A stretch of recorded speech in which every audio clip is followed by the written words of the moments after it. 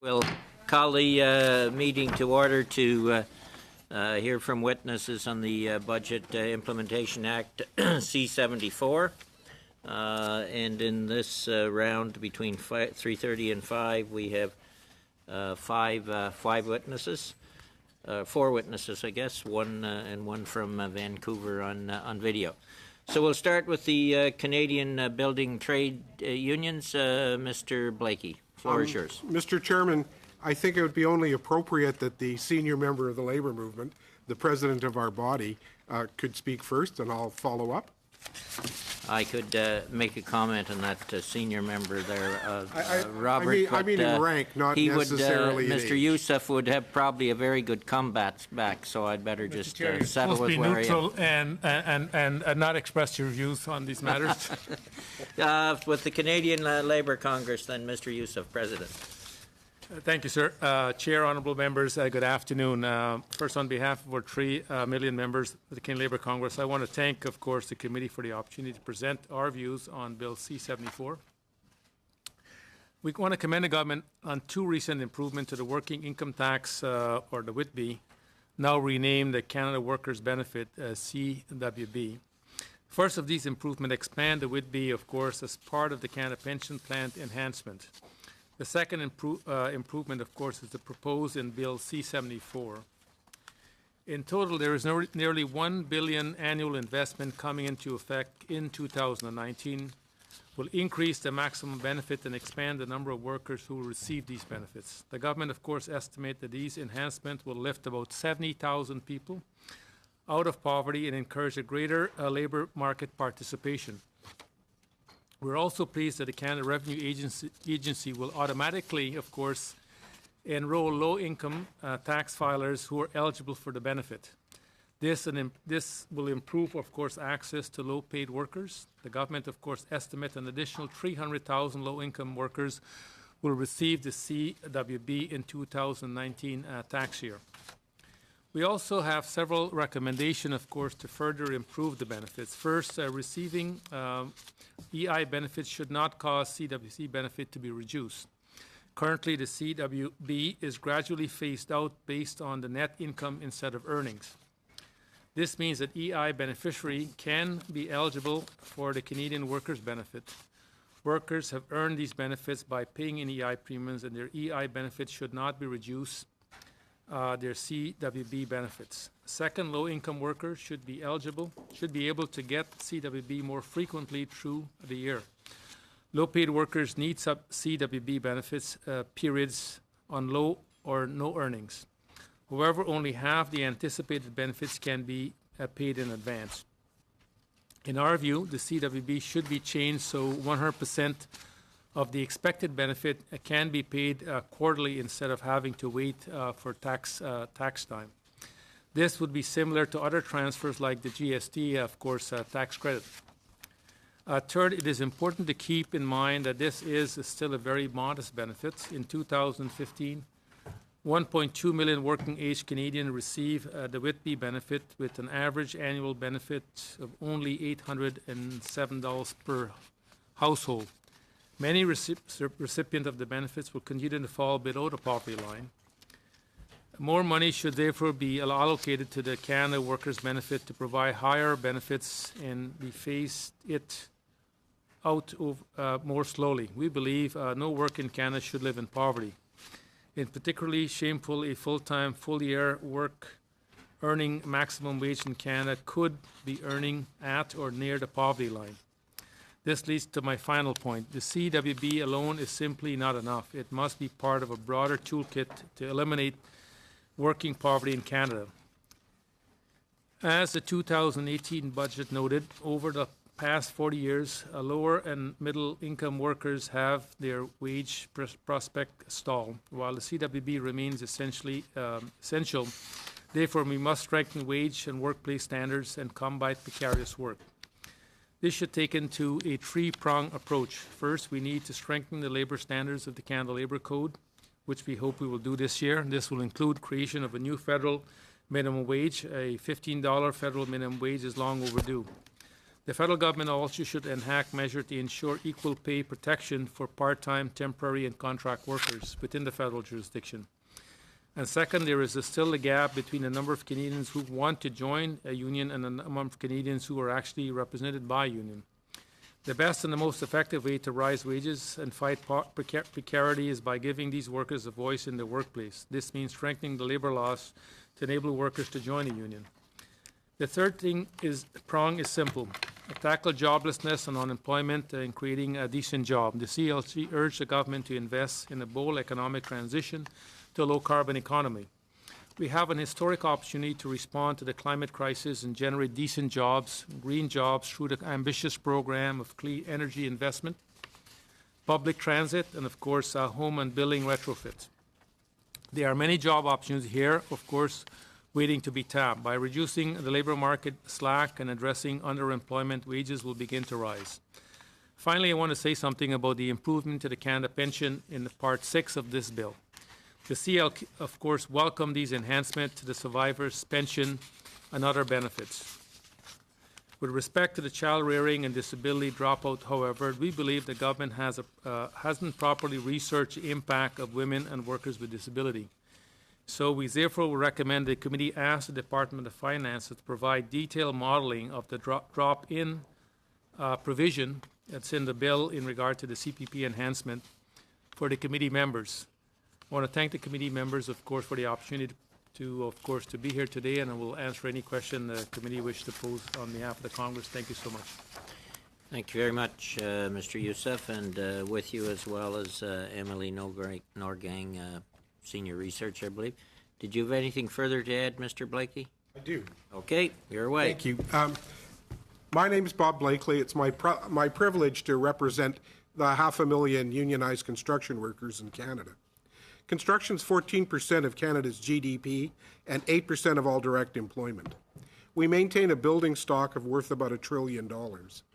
One of the principal features of organized construction is that we're the largest private sector trainor in Canada. We maintain 175 training centres across the country with a bricks and sticks value of around $1 billion. We train our members there.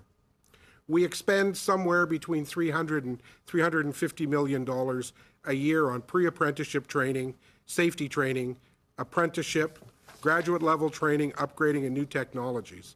Virtually every cent of that money is from investments made by our members and our employer partners through collective bargaining. The investment makes our construction workforce in Canada the best in the world. I would like to endorse the remarks of the leader of the labour movement. I'm not going to repeat his comments, but I'll try to complement the greater labour movement position with those that matter to construction. The title of this year's budget, Equity Growth, a Strong Middle Class, resonates with most building trades members. It is a rational, reasonable goal to which people aspire. Government can create the climate and develop an impetus towards those goals. In 1968, the Woods Task Force report reported its findings to Parliament, and those findings created the underpinnings for the Canada Labour Code. The report is succinct and elegant. I will, in an inelegant way, try to paraphrase a couple of those findings. The first is that everyone, employers included, acknowledge the contribution of collective bargaining in raising the standard of living in Canada.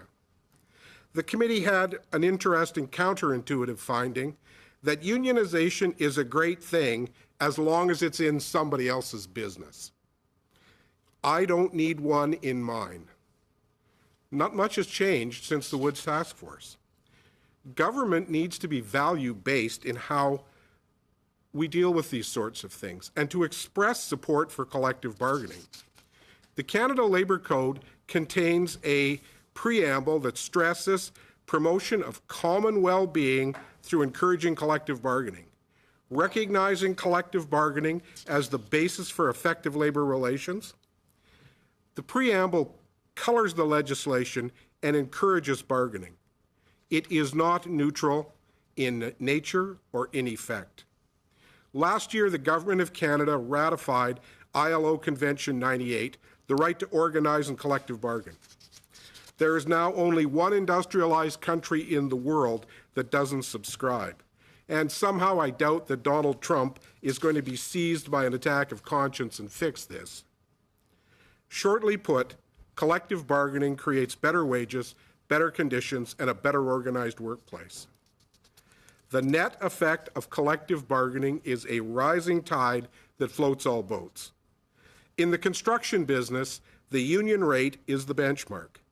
When the union rate goes up or down, non-union workers get a raise or a cut. When the union gets a health plan, so does the non-union worker. When the union gets a pension plan, the non-union worker gets some form of retirement security. The Canada Labour Code, since the passage of Bill C-4, has returned to being the only non-politicized labour code in the country. It has remained true to the Woods Task Force principles. There haven't been federal swings, but stability over a significant amount of time. Let me just point something out. Virtually every construction collective agreement in Canada is provincially bargained. We're not under the Canada Labour Code. But the Canada Labour Code stands alone as a model enactment. If you want to lift people into the middle class and maintain them, encourage collective bargaining and not the demonization of unions. The Government of Canada doesn't necessarily create jobs. And even if it did, it couldn't create enough for every Canadian that wants a career. Canada does spend an enormous amount of money on infrastructure and procurement. Could this money do double duty? A number of sophisticated owners, major purchasers of construction, recognize it is in their interest to ensure that the stock of trained and skilled construction workers remains appropriate. They build commercial terms into construction contracts which require the contractor to employ skilled people and to do a level of training on the site. It doesn't mean union only.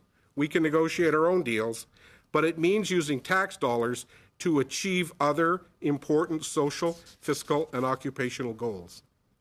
The Government of Canada has been talking about community benefit agreements to provide things like training and apprenticeship within local communities.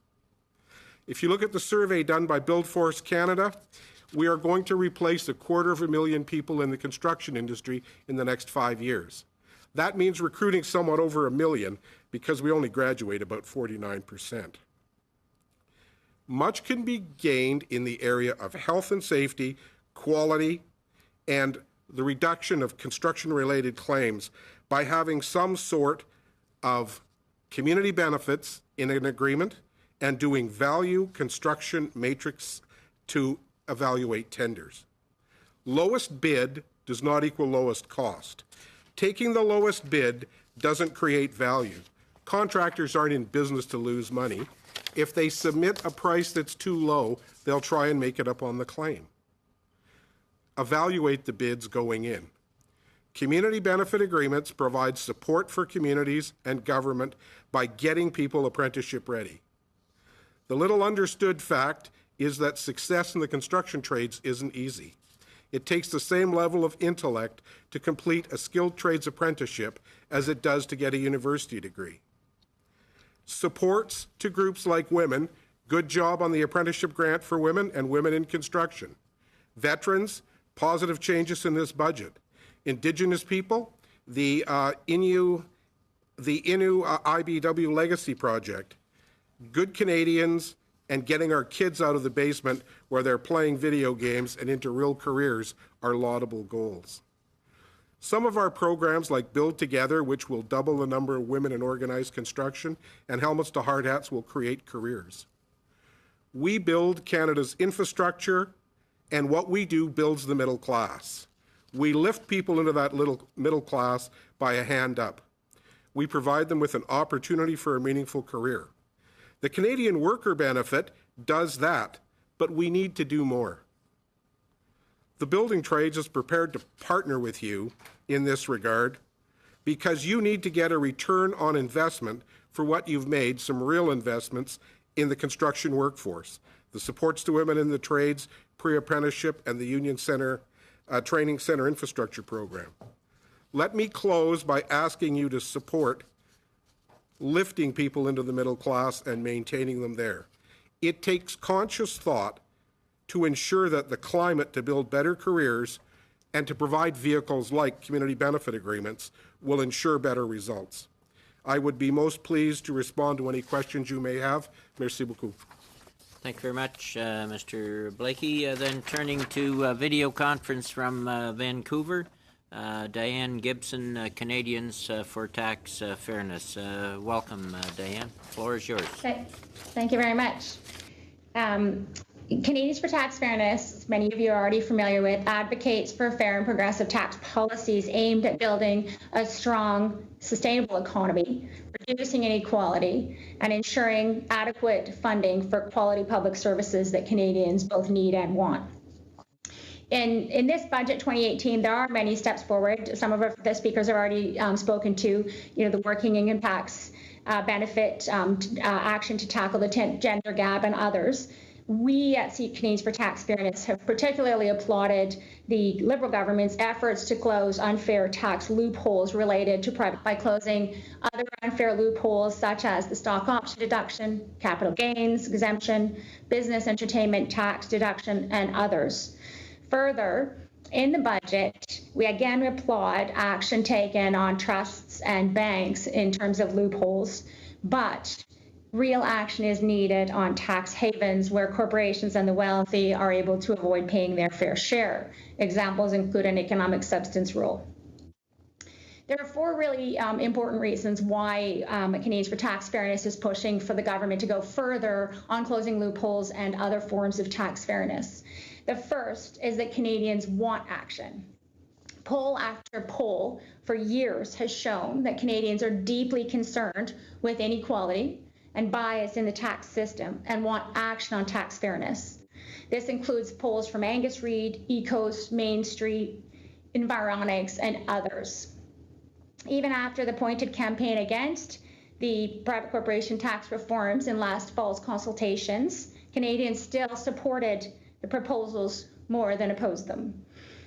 And some of the support for change has been very high. Last fall, an Environics poll found that 87% of Canadians want to see the law changed to make corporate use of tax havens to avoid paying their fair share made illegal. 90% said it was immoral, although legal.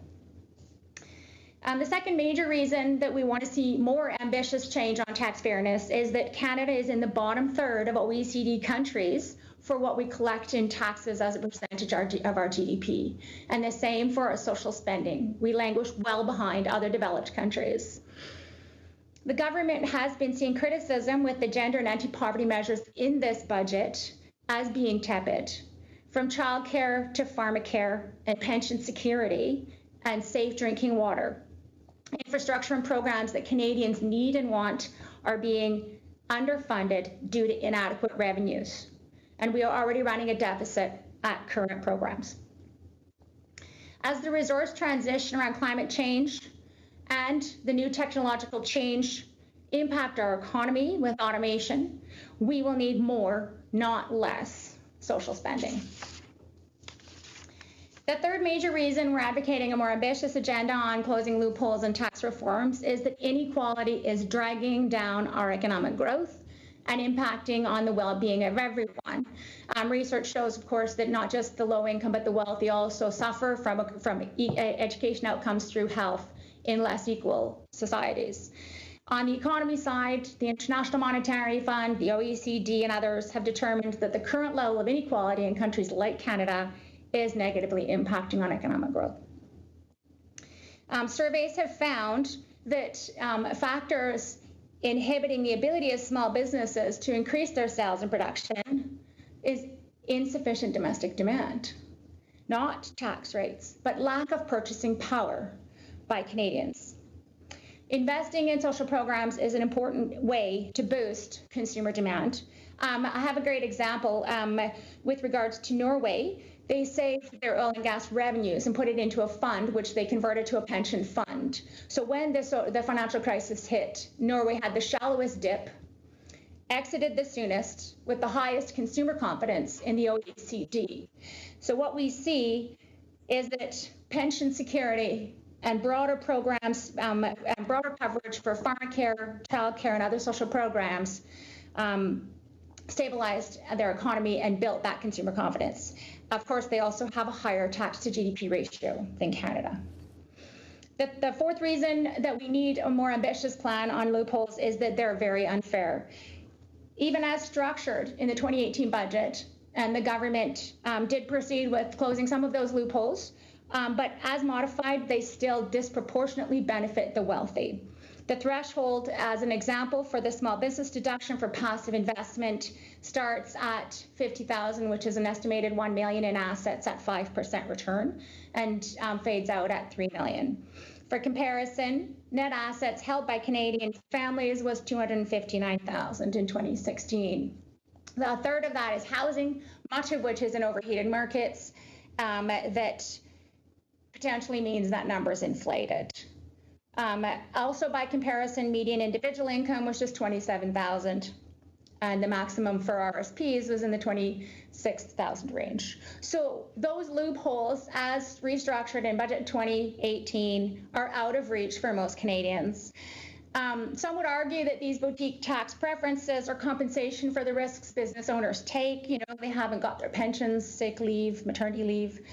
But the fact is that it's not just business owners who lack these benefits. Increasingly, work is precarious for most workers.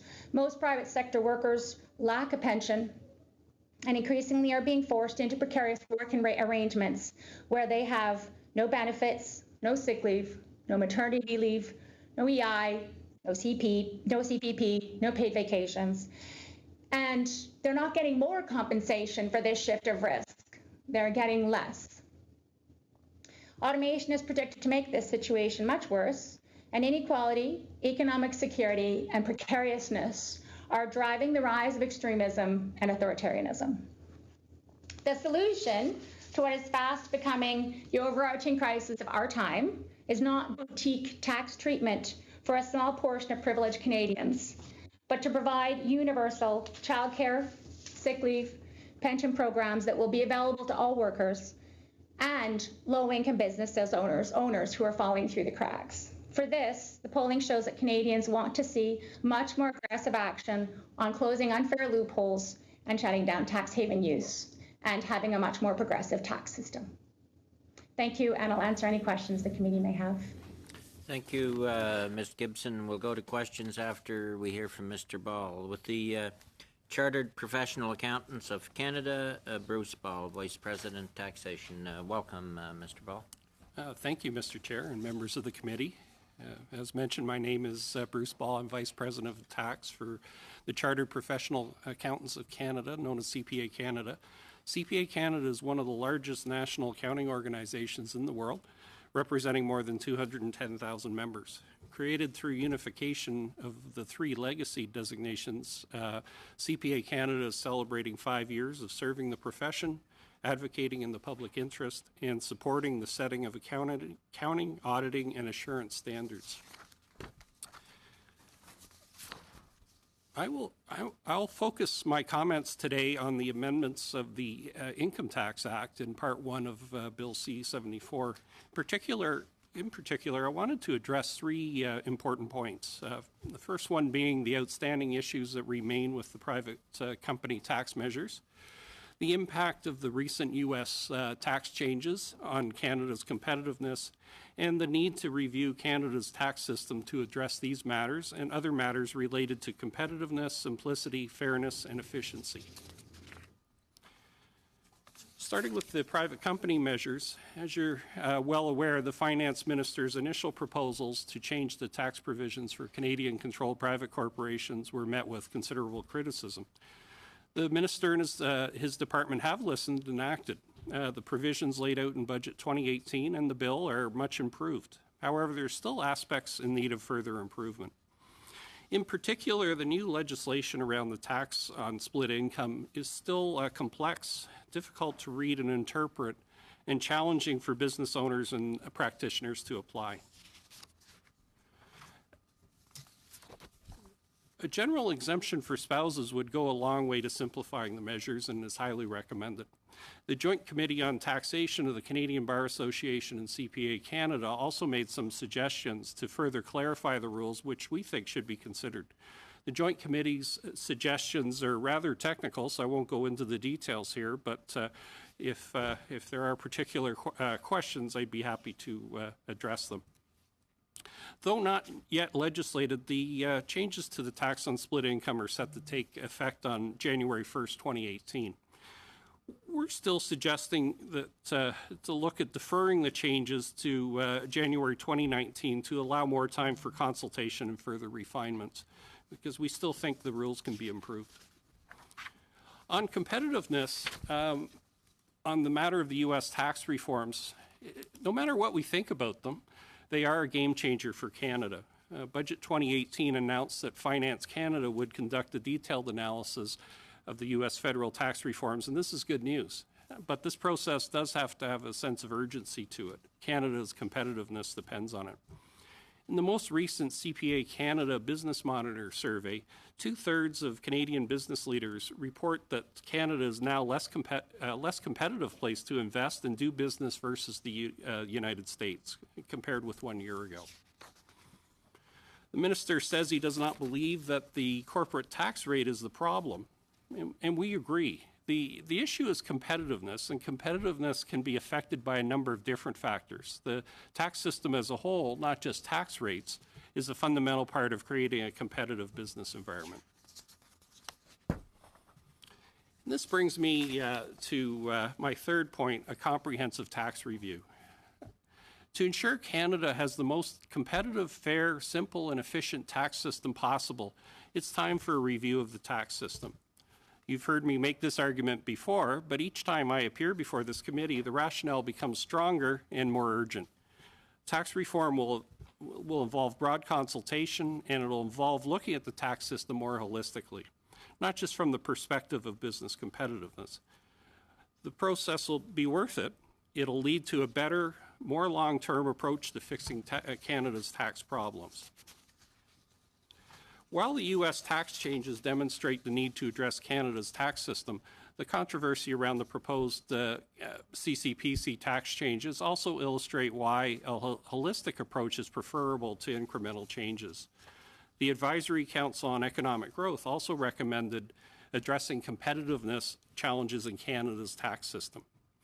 If we want a tax system that fosters our long-term competitiveness, supports inclusive growth, and benefits all Canadians, then a review of the entire tax system is the first crucial step.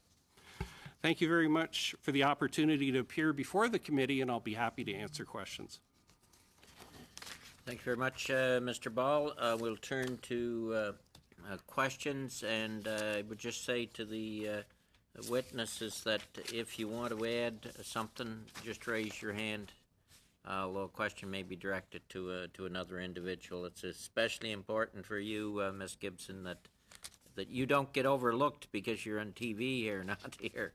So we'll turn to Mr. Sabera first. Thank you, Mr. Chair, and bienvenue ici cet après-midi.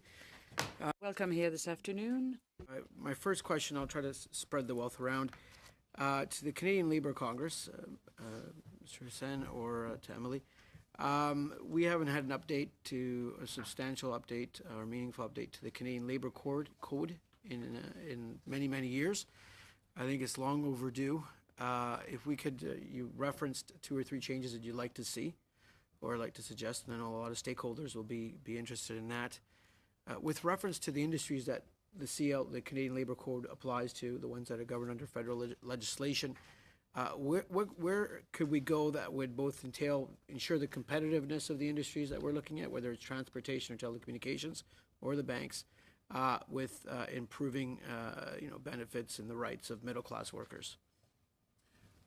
Thank you for the question. Back in almost a little bit over 13 years ago, Professor Harry Arters conducted a very extensive review of the Canada Labour Code Part 3 in such that he actually provided at that time the government a very detailed recommendation in which both the Canadian Labour Congress and FETCO, my counterpart in the employers organization, did participate in. Of course, Professor Arthur recommendation, of course, were not acted upon. Of course, the current government is take a look at those recommendations. Are in the process, of course, of proposing some changes to the Canada Labour Code Part 3. This, of course, is essential in the context of employment standards, hours of work, vacation pay, how we deal with precarious employment, the list goes on. So our view would be, of course, it covered banks, railway, all the major, of course, federal sector employers, both in the private sector, but also will apply to the public sector as it applies to the federal jurisdiction. We're hoping the government would outline very shortly those recommendations they see, of course, taking place, but they certainly have been talking both to the CLC, as they have been discussing this with FETCO, the Federal Employers Council, to ensure, of course, in regards to those recommendations, which is over 13 years old, what provisions we would see that are complementary to what improvements the government would like to make going forward. Okay, thank you. Thank you. To Mr. Ball and the CPA, I believe our government's, and I've dealt extensively with your organization and many other organizations that focus on tax, that we put in place some measures. I think where we landed on passive investments, it's a win for tax fairness, but it's also a win to allow private corporations to grow and compete, whether it's domestic or cross-border globally. One of the factors that you've mentioned is the U.S. tax reform. You are correct. It's not just about what the tax rate is, unless there's a huge discrepancy, but for now there's not a huge discrepancy. But on marginal investment dollars, I do want to get your opinion on the landscape on that front, on the marginal investment dollars. Today we had Amazon announcing 3,000 new jobs in downtown Vancouver. I think it's a great win for Canada, a great win for those workers that will be employed. These are good high-tech jobs. So obviously Canada is an attractive place to invest, but I wanted to get your thoughts on direction-wise where we should be going and so forth. Thank you. Well, thanks for the question. I guess there's two. There's two things I'd address. The first is, as I mentioned, we're in favor of doing a review. So part of that would be comparing Canada to the U.S. and other countries. And if you're talking about the U.S. in particular, the one other thing that they've done that's fairly major is a new rule that allows companies, businesses, to deduct capital expenditures faster.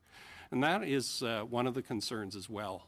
Is there an issue there? Is the U.S. more favorable to do an expansion versus Canada? Is there something that we should be doing here? The other thing that's a little bit of a concern with that, the mobility of businesses across the border is the personal tax as well. Some U.S. rates, it does depend on where you are. Some U.S. rates are a bit lower than Canada, and the higher rate tends to kick in at a higher level compared with Canada. So I think those are just two examples, though, that you'd look at as part of a tax review to make sure Canada is competitive. I think echoing the review that I think needs to take place on the Canadian Labour Code, which hasn't been done for many years, decades, really, is probably the same review that would need to be. May have lost the line on Ms. Gibson. The same review that would need to be done on the tax code. I think if you're going to do one, you need to extend and look at that. It's my personal view. Building Trades Union, welcome, Mr. Blakely. There were some reports issued earlier this year reflecting I forget the name of the report, but reflecting in Ontario specifically and giving numbers 1 to 5 and about shortages of labor. You're talking about the Build Force Canada. Yes, the Build Force Canada reports, exactly. The Build One being can find them everywhere, 5 meaning can't find them for love nor money. There were 5s across the board. And I think that's true. Yeah, in basically most of the jurisdictions, there was more 4s and 5s than there was 1 and 2s, with a few 3s. And I remember reading those reports. We put in a number of measures in the last 3 years for apprenticeships. There's an organization out in Calgary that I met called Women Building Futures that's doing some great work attracting... Edmonton, but that's... Edmonton, but attracting women to labor force. What more can we be doing to get those folks, underrepresented groups, into the skilled trades? That is really a $64,000 question. When you look at the construction industry, the skilled trades essentially, not necessarily just construction, for years, if a bright young woman who was the captain of the debating team and the captain of the volleyball team and won the School Spirit Award told her guidance counselor that she wanted to be a millwright, the shock treatments would start before her parents were contacted. There is a bias against people who work with their hands, and the theory is that if you can't cut it in university, go into the trades. We don't need those people. We need bright young people. The money that you're going to give to female apprentices to help them get through is a start. We need to have programs which will allow Indigenous young people who are going to be along the path of a utility, go pipelines. We need to have a way to get them apprenticeship ready and get them into lifelong careers. If you want to lift people out of poverty, give them a job which leads to a career, which leads to employment most anywhere in the country. And our apprenticeship system can do that. With to do it. Thank you, Mr. Blakely. Thank you all. Mr. Kamish. Thank you, Mr. Chair. Mr. Ball, just going through your PowerPoint here, you have on page 9, it says detailed assessment of U.S. federal tax reforms urgently required, and it says 84% totally agree. I guess these are your members. But in the budget, you briefly mentioned it, in the budget, I think it's like one line in the whole budget actually says anything about what the review might be like. And it seems to me like this requires more than just one line. So what would CPA Canada like to see in terms of review? How fulsome, how in-depth, how much transparency? You also have here the next kind of question you have is findings of detailed analysis should be made public soon after completion. 93% of your membership seem to agree. So how much information, what should it look like, the ideal situation for you? Well, there are a number of things there. I think it's hard to sort of put a picture around how much detail, enough detail to make sense of everything. It won't be easy, that's for sure, because there are a number of factors sort of, going both ways. They have done a lot of incentive in an economy that's relatively strong. So what impact will it have, that sort of thing. So I think we just need to make sure, talk to people and find out what they're thinking too, what business decision makers are thinking.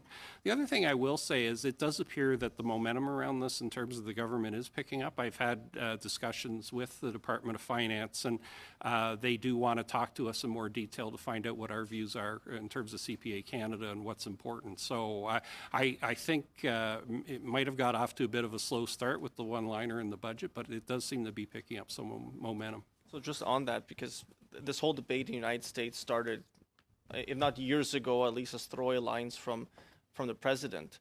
As it's made its way through Congress, this past fall, it became a really big issue, and this kind of captured the attention of everybody in Washington. We're talking about a drop from 35 to 21, 22, depending on what company you have. That's a significant drop in terms of our competitive advantage was pretty big before, just on tax rates purely, not even talking about like the specific applications of different rules. So it seems to me this should have been something government should have taken with in September when they were preparing the budget at the time. Budgets don't get prepared in 2-week spans, they get prepared over many months. So you said that there's some indication they're now taken with the issue. What does that mean? Like, are they actively communicating with you now and they weren't before? Well, initially, I don't think we knew exactly what they were going to do, so we're getting a little more detail in terms of the process. So I think that's been helpful. I still haven't heard, though, in terms of what the final report would look like and that kind of thing. I do think it's important that there's transparency around the results of the review. In terms of competitiveness, you did hit on an important point as well. We had a tax rate advantage that basically disappeared. So that's why we're saying that you have to look at the competitiveness in Canada totally now, because essentially, you know, it depends where you are in the U.S. We're kind of on a par right now, rate-wise, in terms of corporations. So a lot of the other things start to become more important, like, you know, just regulation generally, and, you know, how easy is it to run a business in Canada versus the U.S., that kind of thing. On slide 8, you have here factors impacting companies' business planning for upcoming years. As uncertainty surrounding Canadian economy is 32%, it's kind of an issue. How much does, you know, we always talk about federal government competitiveness, like they're looking from the federal lens, but how much is there also the provincial side? Because provinces levy corporate taxes, some states do, some do not. And there's a really specific distribution of heavy industry versus light industry in the United States, and the fastest growing states are typically those that don't have a very low personal income tax, or none at all. They don't levy one. They just levy sales taxes or corporate taxes. So looking at all those things together, in your estimation, how much time should it take the government to come back with a review? That's a difficult question to answer in terms of how long it should take, because I don't really know what resources they have. I guess I could flip that around the other way, though. We think they need to come back with an answer fairly quickly, because businesses will only wait so long before they make a final decision, I think. So it is important to find out what the end results will be, what the recommendations are at the end of the day from the report, and then take action on them. So I do think that's important. I think, just to echo one thing you did say, the personal tax part is the overlooked part sometimes, because some provinces have a top personal rate over 50% now. So that is an issue when you're looking at hiring the brightest and the best sometimes, Canada versus the U.S. On the previous question as well. Go ahead, Ms. Gibson.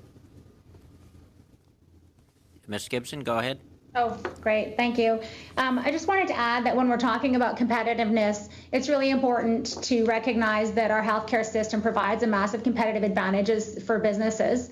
And same with our education and training system. So it's not just about regulation and rates. It's about the overall economic advantages we can offer, and that really does need to be part of that conversation and that review. And we also need to look at any kind of review needs to scope a look at the future as automation ramps up and we see businesses becoming more capital intensive. The use of corporate taxes as a redistributive mechanism is going to become more and more critical for redistribution. So those are some of the issues we need to consider in scope. Tom? How much time do I have left, Mr. Chair? I think a minute. A minute? A little bit more. Oh, you're so generous. Thank you. Just to go back for a second then on the issue of competitiveness once more, because I feel like that's the issue. Competitiveness and productivity often get confused as the two, but they're separate. And Ms. Gibson, you brought up capital-intensive industry. There's no more capital-intensive industry than the energy sector in Canada. And looking over the details here, I mean, oil prices, 21%, area of concern, protectionism in the United States, 23%. All of those things taken together, the state of the U.S. economy as well. If you had one thing apart from corporate taxes to look at, what else should the government be focusing on aside from the corporate tax competitiveness with the United States? I think, one thing that was kind of just referred to is the cost of labor. So I think that is a good point in terms of our health system versus the U.S. But I think you have to look at everything, though. So that's a plus for us. But are there other negatives around setting up a business here versus the U.S.? You just have to look at everything, I think, in terms of regulation and all the other issues that they face. Are there reasons, and talk to people, are there reasons why you're looking at the U.S. versus Canada right now? And if there are, what are they exactly? I think we need to know what the decision makers are thinking. So I think that's really the key part. If they are thinking of expanding in the U.S. and selling to more U.S. customers, we'd like them to do it through businesses set up in Canada. So, what'll keep them here? I think that's really the key drivers. And if it goes beyond tax, I really, it's a question for an economist, which I'm not, but. Thank you. Okay, thank you both. Mr. Dussault. Merci, Monsieur le Président. Thank you for being here today. To all of our witnesses, my first question would be with respect to the Canadian Labour Council I'd like to know about the changes to the CPP regarding the amounts for that can be used by parents with young children. It has been discussed that there should be more study of that issue and the effects on pension benefits later. For parents who have had children and therefore have been out of the workforce for some years or have had less income during that period, the other option would be for the government to use the exclusion instead of just allocating amounts for those years, but rather to just deduct those years. You're saying that you would like to see a study, but it seems to me that the other solution might be better. I would like to hear your opinion on this. It seems to me that the other would be more beneficial, just to exclude those years.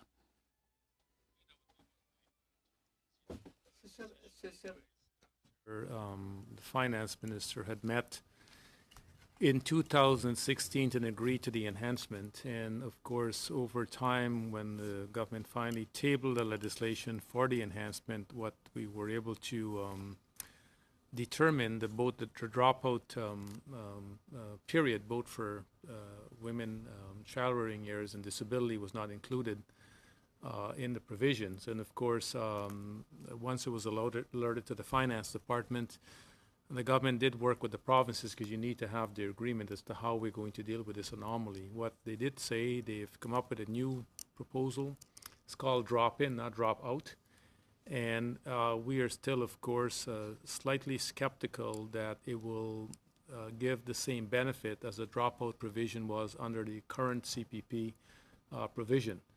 We don't know that, and I don't want to say definitively that they didn't get it right, but I think that there is a need to do a modeling to determine whether or not we're going to be able to have the same impact as the dropout provision had in the current CPP.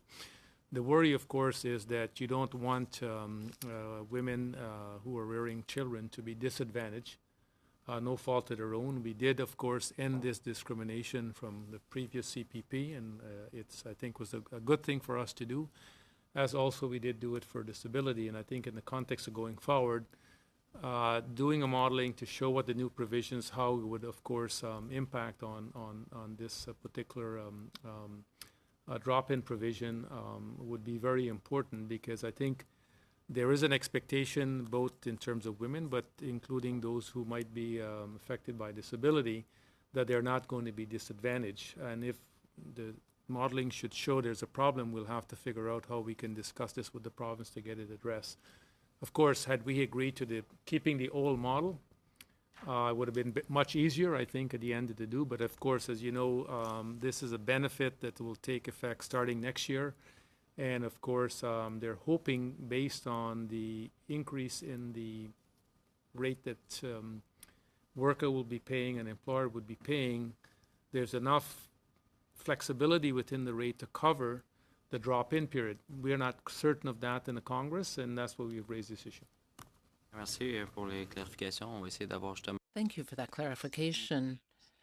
We will try to get that modeling and those calculations before we have to vote on this clause in C-74. I don't know if our analysts would be able to help us on this. We want to make sure that Canadians have a fair tax system. Rather, I want to ask the representative for Canadians for Tax Fairness. Now, you mentioned that for $50,000 in income, you have to have assets of about $1 million. I would like to have a little bit more detail about how many companies would be affected by the measure that don't have more than $50,000 in passive income, those that do, and what impact this will have on how many companies.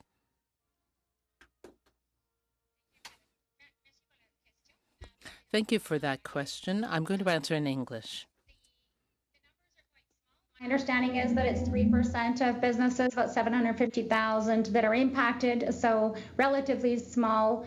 And the threshold being quite high means that it is quite out of reach for most small businesses. The broader issue is that businesses, the bulk of them are only earning sort of 73,000 and under. So that's the median. So that's half under, half over. So if you've got a median income at that rate, and this passive investment is only for passive investment, it doesn't apply to active income. So you need a business that's got more income than that passive investment threshold to be meeting this criteria. So it is relatively small. In terms of the businesses that are accessing the passive investment threshold. But Canadians for Tax Fairness feels that that threshold could be better serving Canadians if it was lower, around 25,000, sort of more on par with the RSP deductions. So we would like to see that tightened up, and because it is, the data shows in terms of the ownership of small businesses is very clear that it is, the bulk of it's in the hands of sort of 10% and 1% earners. And this needs to be closed up to be more fair. Merci. Puis, peut-être sur une autre question. Thank you. I have another tax question, and that deals with income sprinkling. And we know that there's going to be a retroactive application of these measures. We are being asked, as often happens, to adopt these measures retroactively. So I wonder how many people are aware that even though this legislation has yet to be adopted, people have to obey the rules that have been brought in under it. So I wonder if you could say to what extent taxpayers are aware of that fact and of these measures, and are they going to be able to adapt? They've got up until June, but will they be able to adapt quickly enough?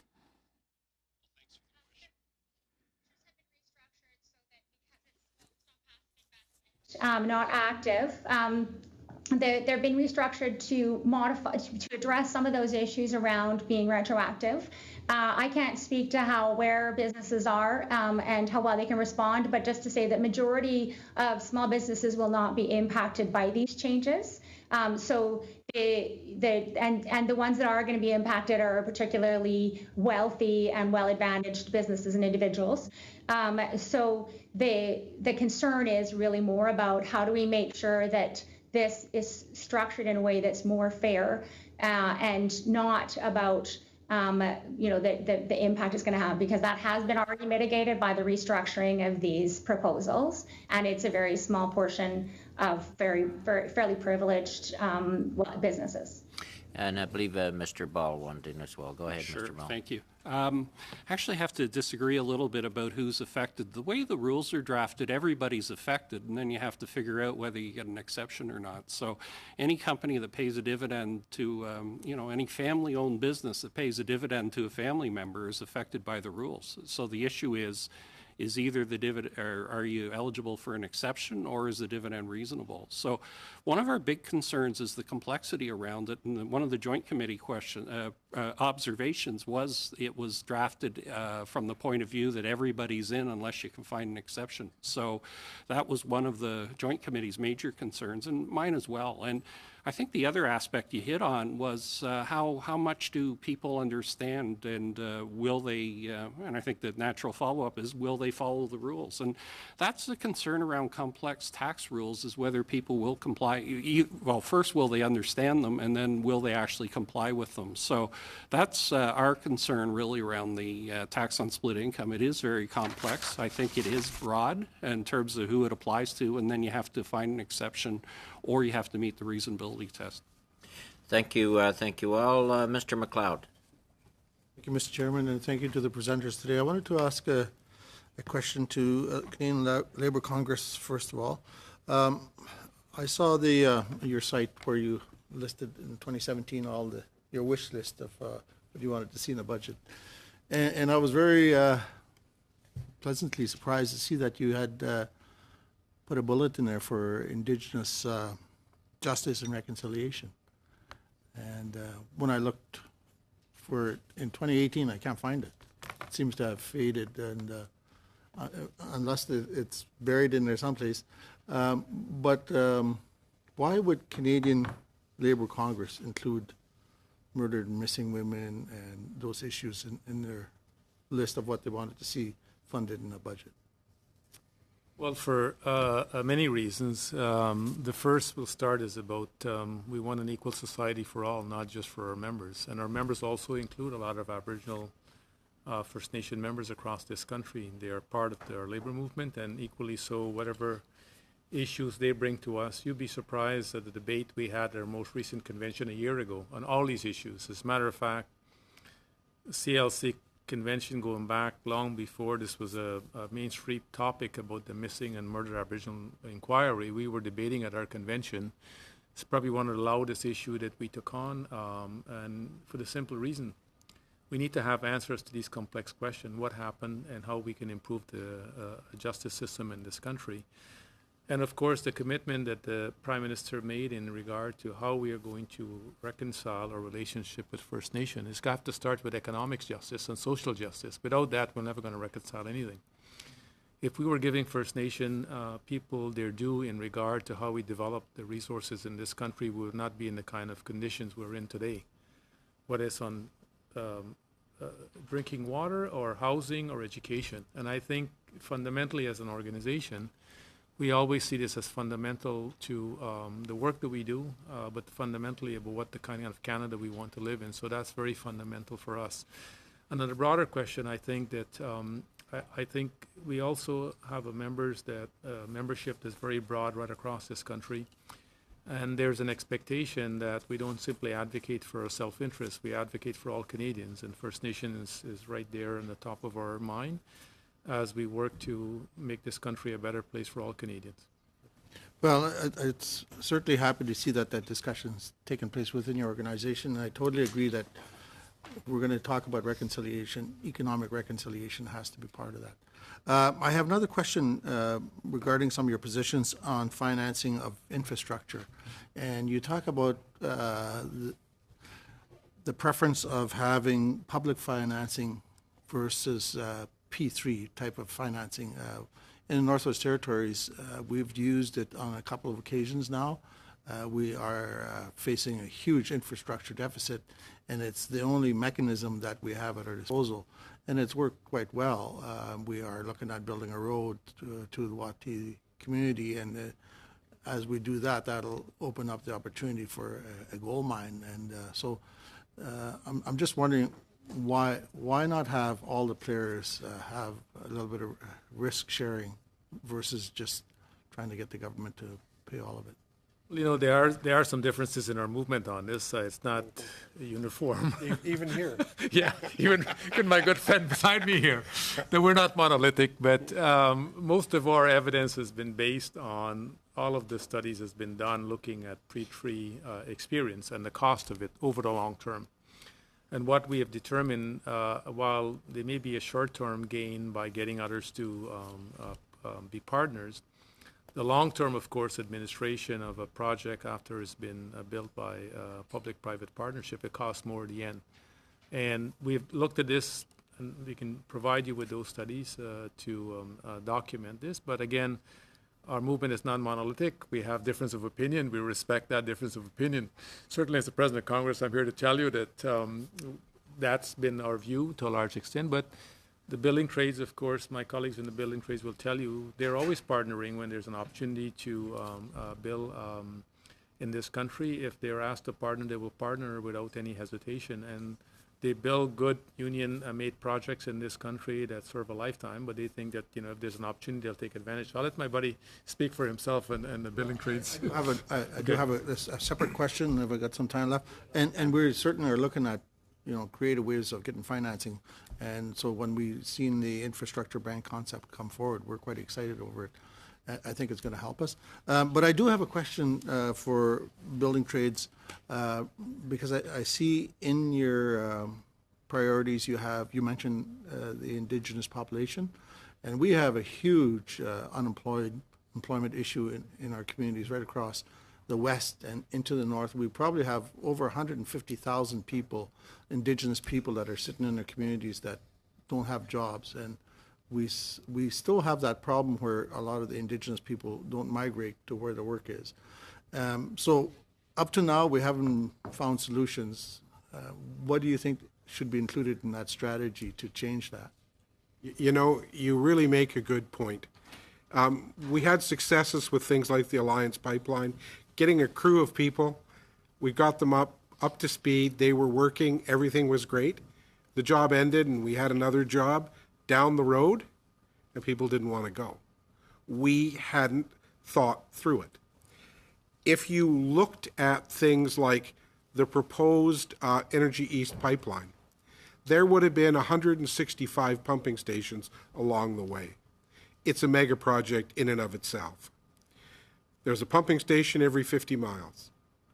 We could have developed in communities along the right-of-way a couple of electricians, a couple of steam fitters, a millwright or two, carpenter, laborer, painter, people who will be required for the life of that facility to service it. And they could be home every night because it's 50 miles to one station, 50 miles to the other. We missed the boat with when Energy East failed. There are a number of projects like that. If you looked at the Nalcor facility at Muskrat Falls, we have a workforce there building it. We've been bringing a fair number of Indigenous people in. We have not got enough of them into apprenticeable trades yet, because that job will go live in 2.5 years. And when it does, they're going to need a workforce there. Who better to be the workforce than the people who live there? We've got to look differently at how we've tried to engage Indigenous people. It needs to be on their terms and on their ground.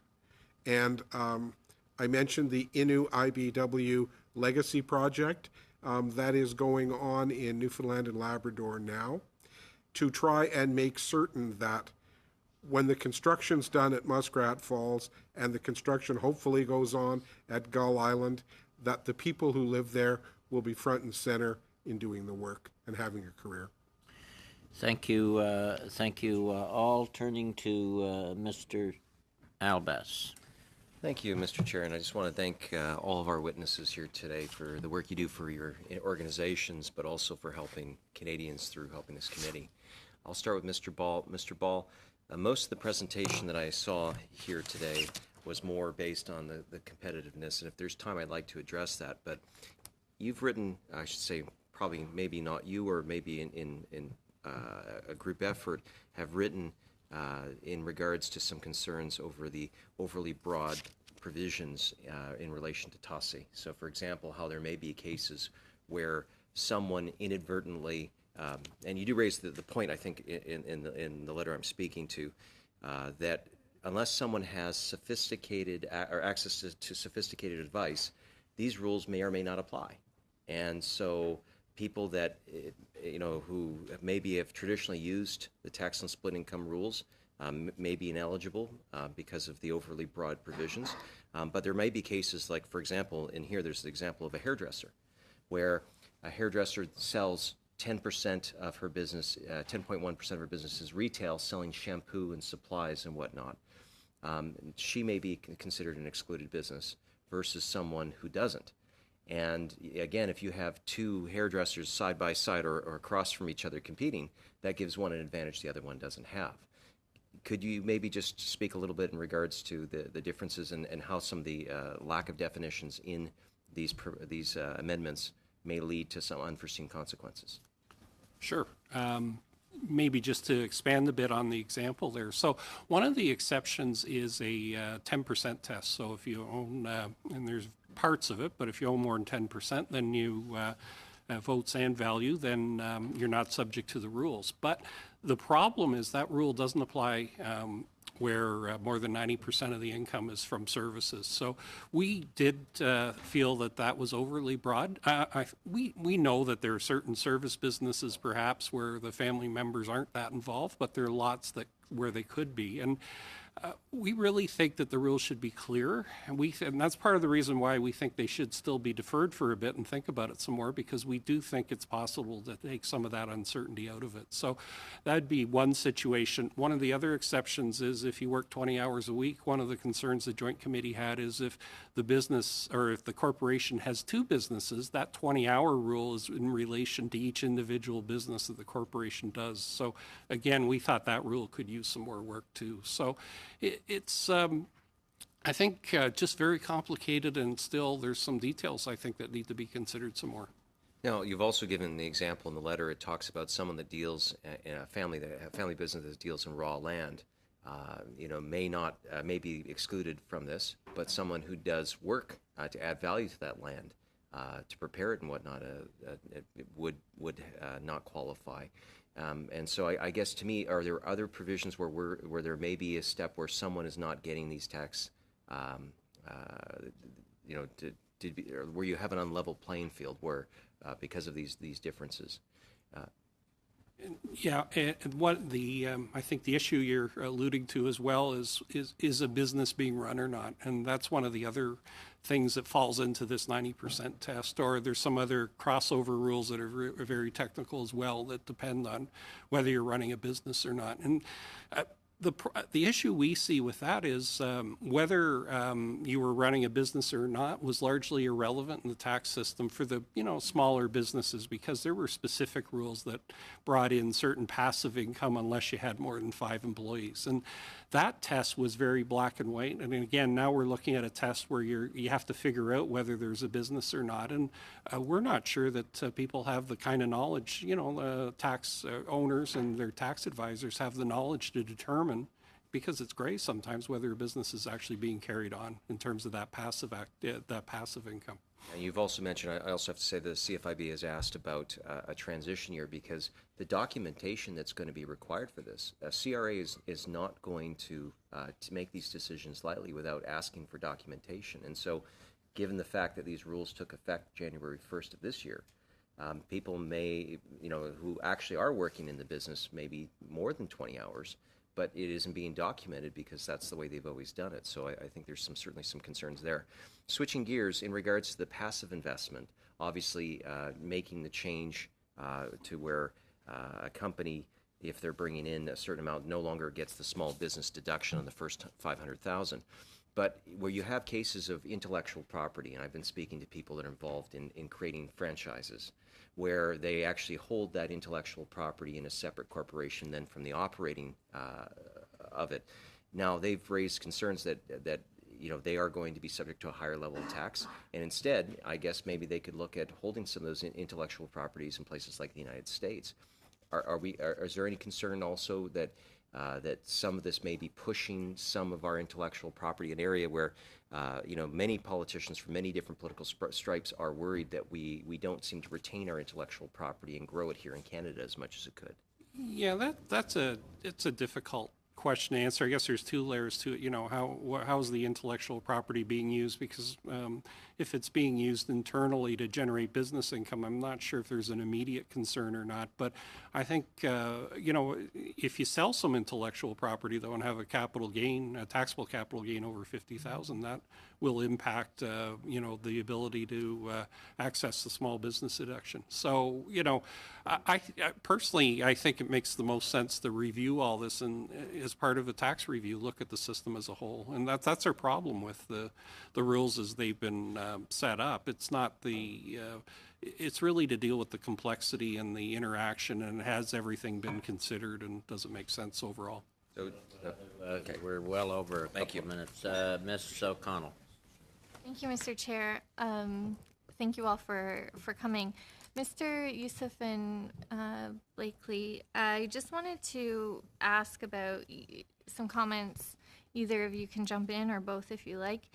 In terms of the need to have, specifically, you mentioned women in trades, but I think, the idea is, in terms of this budget, is also, and my colleague Mr. McLeod pointed out, Indigenous peoples as well entering the workforce in ways that hadn't been done in the past. And I just wanted to I'll just read a bit of a quote, a tweet that was sent out by the Conservatives' critic to innovation, science, and economic development. So it's very concerning to me, given that that's the mandate. But that talking about Canada's competitiveness and saying that the government is more interested in pandering to the radical left with more taxpayers' money thrown at gender, race, and other intersectional identity issues than in ensuring our economy remains competitive. My colleague, Ms. Kara, rightfully responded and commented about essentially leaving people behind is not the way to grow the economy. So I'm just curious, in and around.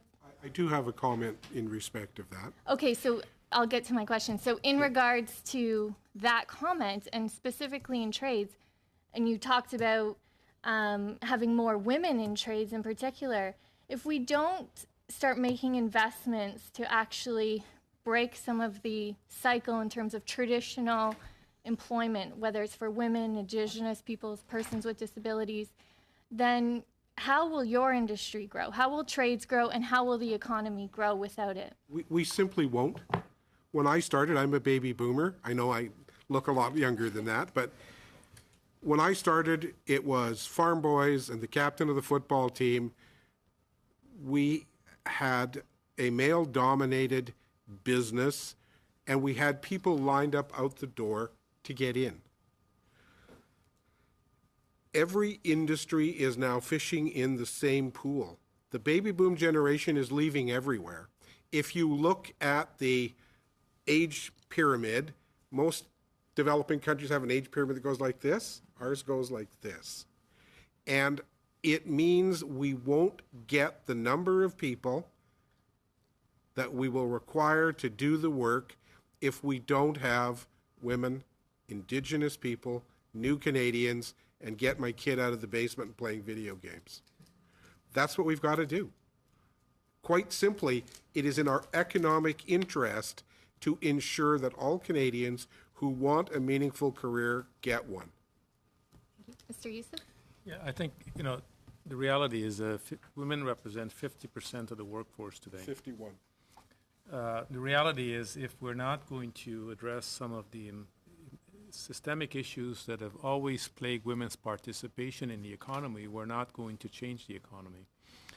And I think addressing systemic issues does take time. We're changing attitudes, changing approaches to how we do things. And it's critical you stay focused, because if you're simply going to play on the edges, then stop pretending that you're going to transform this country to give women a real opportunity. And women's underperformance got nothing to do with their capacity to perform at the same level. I mean, for the fact of the matter, I'm talking to you, they work in similar occupation as men, yet they make that much less than men. Without proactive pay equity legislation, they will never achieve economic equality. But it also goes to the point that Bob is making in regard to getting him into non-traditional jobs. We have to, of course, say, first of all, you belong here. And secondly, we're going to support whatever is necessary for you to succeed, because simply open the door to come in is not going to get. We got to change the culture and the attitudes and the behavior of the people they're working beside. And say, if you want to work here, we're going to assist you to succeed, and that takes time. And I think it's simply wrong to suggest that half the population, working population in this country, does not deserve their government to pay attention, to spend resource on them. I think it's fundamental we get this right, because if we do want to succeed, I think we're going to have to take the time and the efforts, and I think all Canadians, whether it's business, the labor movement, and of course all of us, have to labor at this much longer. Otherwise, we'll not get the kind of desired outcome we're hoping to have at the end of the day. I believe Ms. Gibson wanted in, and then final comment to you, Mr. Blakey. Thanks very much. Thanks very much. It's important while we're talking about women's participation in trades and more broadly in the economy, it ties back to the conversation we just had about income splitting. We're talking about a privileged boutique tax credit for a handful of wealthy, when we should be talking about closing those loopholes and using that money to fund childcare and program access for women that actually levels that playing field. So what we lack is the resources to fund the programs women need to be able to properly access. And in the trade sector, we all know some of those hours are long. The shifts can be very all over the map and locations. And if you've got children, that becomes very challenging. So those barriers can only be tackled if we actually close loopholes and get the resources to fund those programs. Mr. Blakey? Blakely? We've been Ms. spending Norgate. a lot of time and money on trying to develop respect in our workplaces. Our workplaces, sometimes people think, we're rough, tough, mean, and smell bad. And to some degree, that's true. But we're going to change the culture. Things like childcare, lo and behold, there's actually money in a number of places to do things like have daycare at a big construction site. And it isn't just for women. There's some single dads, too, who really are strapped. We can make this work better and get people into great, well-paying jobs. This is not gender mumbo-jumbo. This is getting enough people to be able to effectively build Canada. And last point, Ms. Norgate. Thank you. Just to build on the points from my colleagues about women being underrepresented in the trades, it's very linked to apprenticeship as well. Right now, only 14% of apprenticeships are women, and it drops to 4% when you exclude hairstyling and other ones. So 4% in the constructions and trades. So they're extremely underrepresented. And this is not just entering, but also completion. So as Mr. Blakely pointed out, completion rates are extremely low. We're about 56% in Canada. And this compares to 79% in France, 80% in Germany, 79% in Switzerland. So comparatively, we need to increase apprenticeship completion rate. And for women, as our colleagues at the Canadians for Tax Fairness pointed out, this has a lot to do about childcare, universal childcare. It has a lot to do about equal pay provisions as well for part-time, temporary work. And then linking back to our previous comments about CPP, about dropout provisions and making sure that women aren't penalized on these various levels. Thank you all, Mr. Polyev and then Mr. Fergus. Mr. Polyev. In numerous provinces across the country, the marginal effective tax rates on people with disabilities who get jobs and increase their income approaches 100%. Sometimes it exceeds 100%. Then that only includes the cash cost of work. By cash cost of work, what I mean is you add up the taxes and the clawbacks that someone pays on their next $1,000 of earnings, they often lose $1,000 or more. And then on top of that, they can lose access to housing, drug benefits, other in-kind support. So the monetary loss, the monetary and non-monetary loss to a person for adding $1,000 to their income can be well over $1,000. So in other words, people are working for a negative wage. They have effective tax rates of well over 100% in certain income levels in certain provinces. Do you agree that this is a problem that is holding back people who are on disability support programs? Any of the witnesses can comment on that. Who wants to go first? Listen, we can do much to help folks with that's on disability to ensure they're not living in poverty in this country. Because large part of it is to get them to participate in the workforce in the first place. Most times they can't, they're not getting hired and not getting the jobs as necessary. But anything we can do to enhance their participation in the workforce is a positive because they become less of a dependent on society. And we know that most people with disability wants to work. Every survey we have done, and most public first says they want to work. So anything we can do to enhance their participation will be a plus, to be honest. Right. Mr. Ball and Ms. Norgate.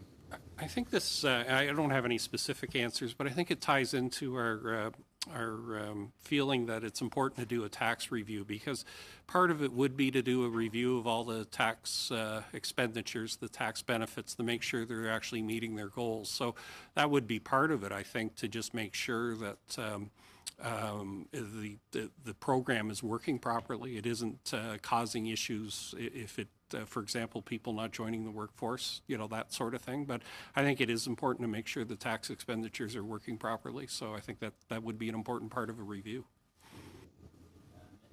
Ms. Norgang and then Ms. Gibson. Just in terms of encouraging more people to join the workforce, with the Whitby and now the Canada Workers Benefit, it would be helpful if the benefits weren't reduced based upon receipt of EI. These benefits have been earned by payment through a premium. And then also if we did more to allow for advanced payment and more frequent payments of the Canada Workers Benefit. So applicants can apply for about 50% to be provided in advance. It would be good if it would be reformed so that 100% of the expanded benefits could be paid quarterly in advance. So this would be similar to the GST tax credit. And this would really benefit workers during periods of low or interrupted earnings in the year. Yeah, go ahead, and then we'll come to Ms. Gibson. I've been thinking a lot about that because you're right. If the benefit only applies at year end, then it's hard for the worker to experience or to make the link between the benefit and their daily work. But my only concern is if someone's income was disproportionately low in one part of the year, and therefore they received the benefit, and then it was higher in the later part of the year, is there a risk that they might have an unexpected obligation to repay the government if they had received the benefit on a quarterly basis?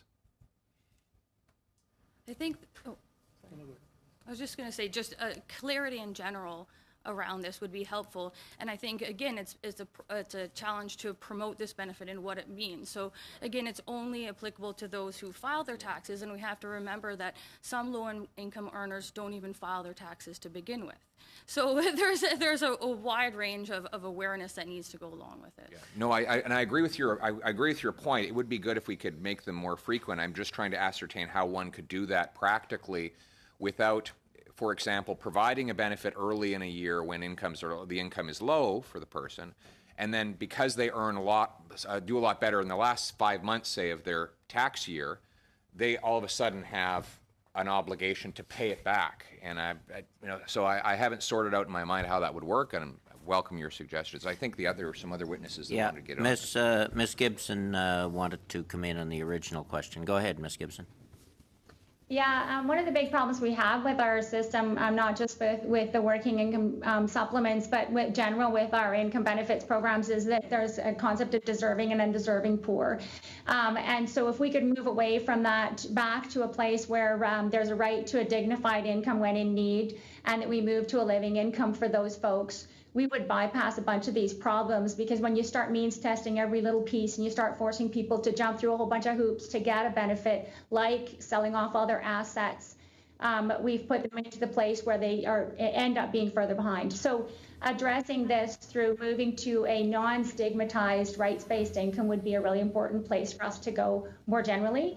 And then I wanted to speak to the tax expenditures that was raised. Sort of more generally, each of our tax expenditures should be looked at in terms of the goals that are set for it. So evaluated against a clear social public good and outcome with a clear metric that it's going to be measured against, and accountability and outcomes. So, sorry, we're getting a little bit off the subject.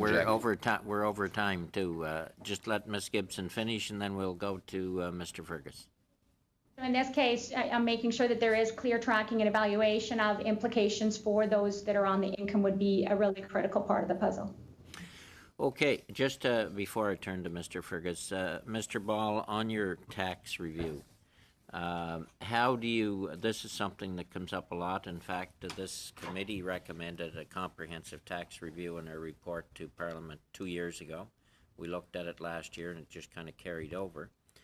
How would you see that taking place? Do you see a royal commission? Do you see a committee of experts? Do you see a parliamentary committee? Or how would you think that review should take place? Yeah, there are a number of ways of doing it. I don't think it needs to be a royal commission per se. I do think it needs to be independent, though. That could involve, some both inside, outside government, but it should be independent, I think. We've started a bit of a process in terms of trying to determine that ourselves. So we got people together to do sort of a SWOT analysis of the tax system, the strengths, weaknesses, what's working, what's not, and then look at what are the key areas that need to be focused on. So we'd like to see it done as one review, but that said, it could be done maybe in stages as well. I think we're happy to just have a discussion around how to advance it and find a method that works for the government, because we're pretty flexible in terms of how we'd like to help. But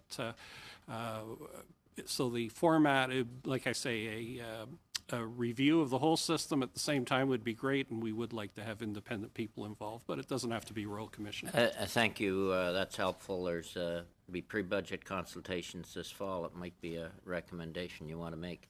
Mr. Fergus. Thank you, Mr. Chair, and thanks to all the witnesses for coming here. I guess my question is going to be focused a little bit more on Ms. Norgang and continuing your conversation about the workers' income tax benefit. The issue which I'm so pleased to see that we're dealing with this. I think this is an approach that's long overdue, and one which is similar to what was the initial idea of about 20 years ago when it was launched, the National Child Benefit. It's just making sure that if you have people of similar income, but one working, one receiving benefits, you want to make sure that the advantages to choosing to work remain the same, that there is no rational avenue for people to say, well, you know, given that I could get more benefits being on social assistance, I'll choose social assistance. You want to level that playing field, because fundamentally, I just believe that people love the dignity of work and the ennobling activity of work. Your suggestion to make the payments happen more often, I guess I'm just, like my colleague opposite, I'm just trying to figure out what necessarily would be the advantage to doing that, and if you could walk us through as to why you think there are clear advantages to working that way, that would be very helpful to the committee. And take your time in doing this, because whatever testimony we hear, that's what we can pull off in the final report. Sure.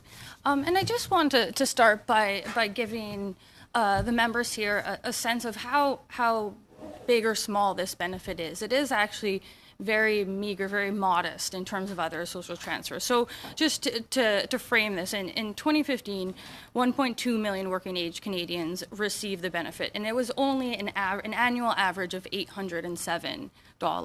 This compares to child benefits, 3.9 million working age people with an average of over 5,000, EI benefits, 2.4 million with an average of over 7,000, and social assistance, 1.2 million with an average of over 8,000. So this is the first real change which we've had, in the first increase that we've had it for, and also to bring forward the future increases and to make it indexable. That's a major change. Yeah, and so we have seen these major changes have been helpful, but it still is a modest change to a modest benefit. And then also to just frame it in the extent of what we're talking about when we're talking about the working poor. 7% of all economic families are a part of the working poor. This goes up to 19% of single females, 16% of single lone parent females, and 15% of single working males. Fully 1/3 of the working poor held full-time, full-year jobs. So this is people who are working full-time, full-year, and still living in poverty. And so the challenge certainly is there. And so to get to your question, the idea is that by providing it quarterly throughout the year, it would enable people to have these benefits when they needed it. They could continue to then feel able to take up part-time work, temporary work, if they needed to do that, but they would still have this supplement to pay for the things that they need most, whether it's rent, medicine, or food. Sorry, Mr. Chair, Ms. Gibson, did you want to have in on this issue? No, I'll leave it there. Okay, perfect. Ms. Gibson, then the question which I'd like to point out to you in your opening comments, you talked about the importance of removing stock options as as one way of creating more tax fairness. And I think probably a lot of Canadians would agree with you. Would you, however, across the river from my riding is a lot of people who work in the high-tech industry, and they use a lot of stock options for the purposes of compensation for startup companies as a way to sort of to get them to buy in to the promise of what that company or what that enterprise represents. Do you think that are there ways that you might want to that you could see that it could be useful without it being abused?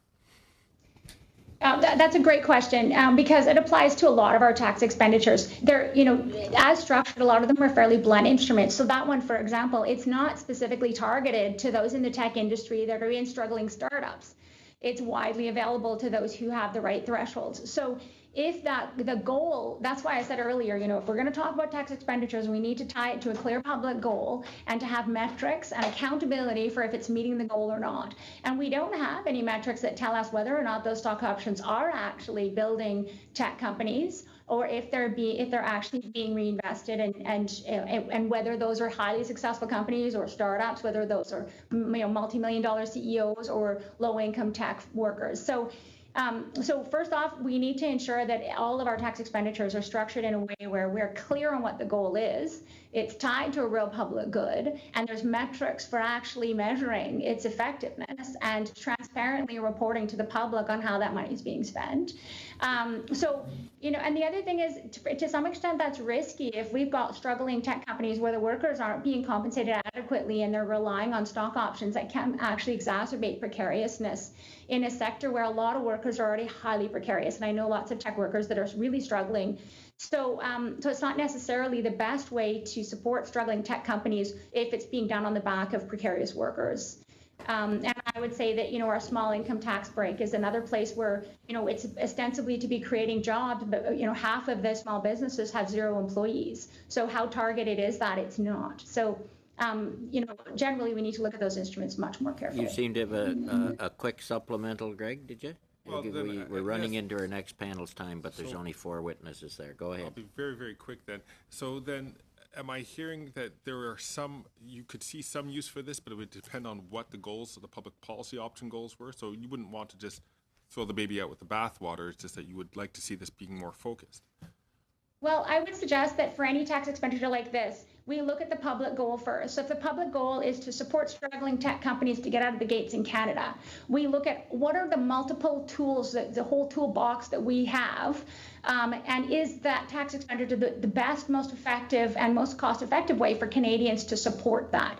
If that is a public goal, maybe there's a different way for us. Maybe those companies are actually struggling to get high skilled workers. Maybe their barriers are different than simply the compensation issue of those workers. So we need to identify the goal, what those barriers are, and then the toolbox we have that's going to be the most targeted way to effectively achieve that goal. And it may or may not be stock options. I doubt it would be, to be honest, but we need to look at the actual challenges those businesses are facing, who they are, and then track what works and what doesn't. Okay, we'll have to leave it there. Thank you very much, Ms. Gibson, Mr. Blakey, Mr. Youssef, Ms. Norgang, and Mr. Ball. We will suspend for about 4 minutes to bring up the next panel.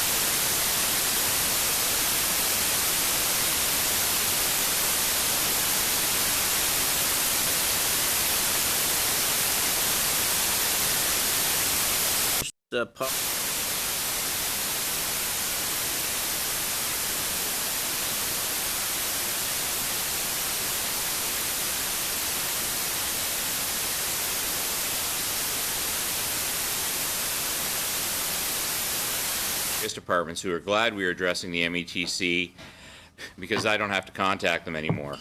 The media contacted me after Budget Day and asked what this meant in financial terms. My response? Approximately $37.50 a month. Their incredulous response is, you fought a 5.5-year war over $1.23 a day? No, I fought a war for equality and human rights. $1.23 are just the consequence that is the byproduct. So what started the war I've waged for standards, efficacy studies, and tax credits? 3+ decades ago, I was injured doing my job in the military. The mental health injuries have been and will always be an ongoing 24/7, 365 battle. When I was paired up with Ty almost 6 years ago, I applied to VAC for their service dog allowance. If I was blind and Ty was a guide dog, I would be receiving an allowance for her care and upkeep. Buried deep within VAC's own benefit grids, you're going to find benefit 625995, which provides $1,200 per 12 calendar months for the care and upkeep of a guide dog. Trying to differentiate between a guide dog and a service dog is a moot point. In each case, a highly specialized dog is task trained to mitigate their handler's disability. Yet I was denied. When I asked why, they said that Ty does not meet the standard. When I asked what standard she did not meet, I was informed they did not have one. Yes, you have heard that right. I was denied a benefit for a standard I could not meet that they could not define. I then checked the Income Tax Act and found out that all service dogs were covered under the medical expense tax credit, with one singular notable exception. When I repeatedly queried this, I was told there were no efficacy studies proving the efficacy of the use of service dogs for PTSD. This despite the fact that other service dogs were never subjected to efficacy studies. It's interesting to note in 2012, 6 years ago, diabetic alert dogs were not subjected to the requirement of an efficacy study when they were included in the METC. The difference between that and how I was treated was discriminatory by definition. Treated differently on the basis of my disability. Yes, you heard that one right. I was being discriminated based on the nature of my disability in direct contravention to the Human Rights Act. Ladies and gentlemen, this war was fought for human rights and equality. And any attempt to justify or rationalize human rights based on dollars and cents is so distasteful, I cannot quantify it. It actually makes me physically ill. I should probably be testifying at the Standing Committee on Veterans Affairs to discuss the implications of VAC's complicity and apathy surrounding the demise of the National Service Dog Standards. This failure by VAC will only further delay financial assistance to disabled veterans with service dogs. All Canadians who are severely disabled by the debilitating injuries surrounding PTSD need help. The horrific 24/7, 365 impact on their lives and the lives of their families should not be minimized in any way. The latest run, CRA are denying those with severe mental health injuries their disability tax credit certificate because of a bureaucratic policy, and that too is unconscionable. At every turn, we've had to fight hammer and tong for every inch. You see, $1.23 a day or $37.50 a month may not sound like much, but the $450 a year medical expense tax credit based on a $3,000 per year care and upkeep for your service dog does make a difference to those living with serious mental health injuries. The lash of discrimination only further traumatizes and stigmatizes. A huge step is taken when equality is finally ratified. It should never have come to this. Why I waged a war for equality and had to have it go on for so long escapes me. However, this is only the first step on a very long journey that those battling the ugly stigma of mental health injuries face. I strongly encourage all parliamentarians to take the next step in helping our disabled veterans by ensuring that VAC end their clearly discriminatory policy and ensure that I and other disabled veterans receive their allowances under Benefit Code 625995. VAC's policy is that they will not provide a benefit further back than when you applied for it. VAC is steadfast in this rule. In my personal case, I'm entitled to almost 6 years of this benefit back to the date of my application. In the other matter that I was asked to address, the new pension for life, I was extremely hesitant to talk about that because I realize there are others that may have greater expertise. However, I feel upon considered reflection, I must comment. The government is about to create a problem for yourselves of epic proportion. Having just waged human rights battles based on disability, they are about to create another equally loathsome yet avoidable human rights battle based on gender discrimination. And let me explain. Two soldiers deploy, trained to do the same job, and are in the same vehicle, and they sustain exactly the same injuries. And they are both covered under the new pension for life as it was presented to our veterans.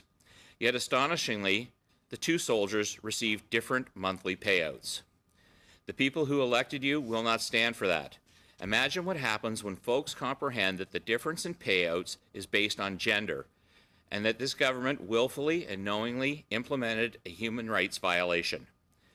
There is no other pension at federal and provincial levels that have gender-based payout differentials.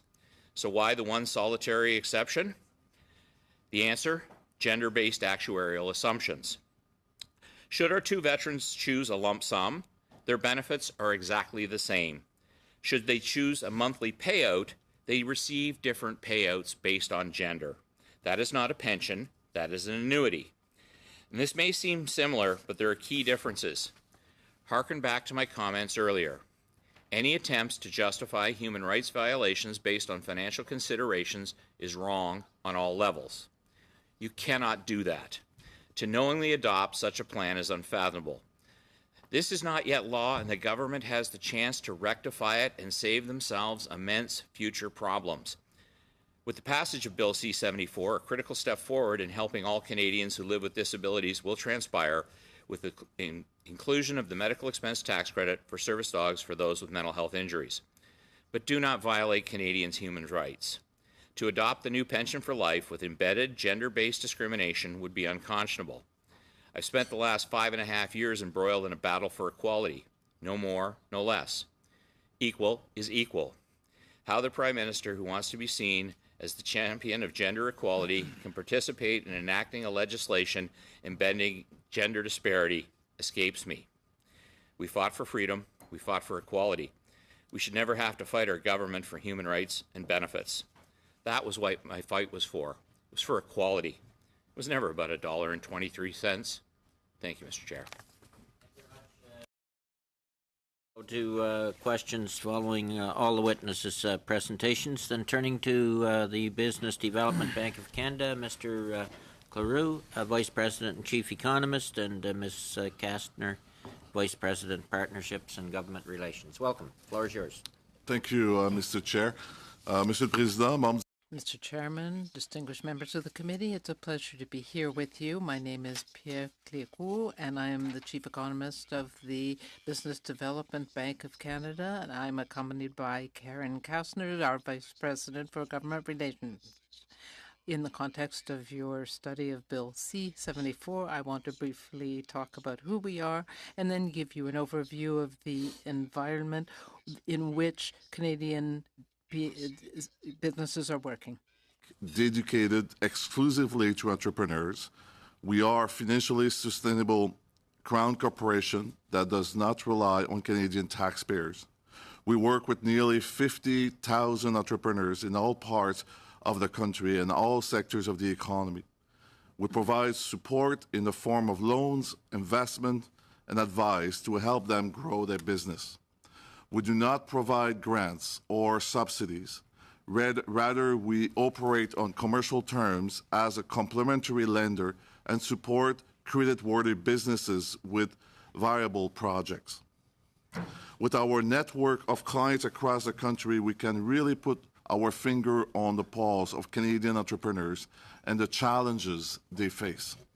From an economic perspective, global growth brings good news for Canadian entrepreneurs. Last year, expansion was broad-based, with all sectors of the economy contributing. In 2018, all sectors are expected to continue to grow, though there were contraction in real estate and oil and gas during January. In terms of general sentiment among Canadian SMEs, the mood is optimistic. At the same time, SMEs are facing some challenges, including the changing and increasing digital economy, aging entrepreneurs and workforce, difficulty attracting and retaining talent, the direction of the U.S. administration, etc. For SMEs, there's a general liquidity in the market. Access to capital is easy for well-established businesses and traditional business models. However, when it comes to asset-light companies and innovative business models, they have more difficulty accessing capital. Financial institutions have not fully adapted to the reality of financing or investing in technology companies. However, we are seeing consistent improvement in this area. I can tell you that at BDC, these trends are usually important for us. We are continually innovating to meet the needs of entrepreneurs by expanding our offering, changing the ways in which we interact with entrepreneurs, and improving our delivery model. Despite the uncertainty in their landscape, we are constantly encouraging SMEs to invest in their business. By doing so, we can improve their resilience. Simply put, businesses that invest more experience stronger growth. That, in turn, means stronger Canadian economy. So we want to see more business investment across the board.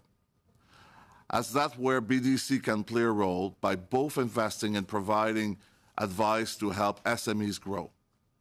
At the end of this fiscal year, 2018, and please note that these numbers are unedited and might change slightly, our total financing commitments to Canadian SMEs is $28.8 billion. On the venture capital side, our investments in high-potential innovative companies and funds reach a total commitment of $1.26 billion.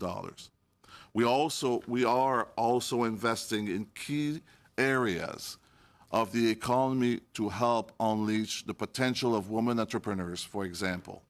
As indicated in the budget, building on our success of our previous Women Entrepreneur Initiative, we have set a new bold and ambitious target to lend $1.4 billion to women entrepreneurs over the next 3 years.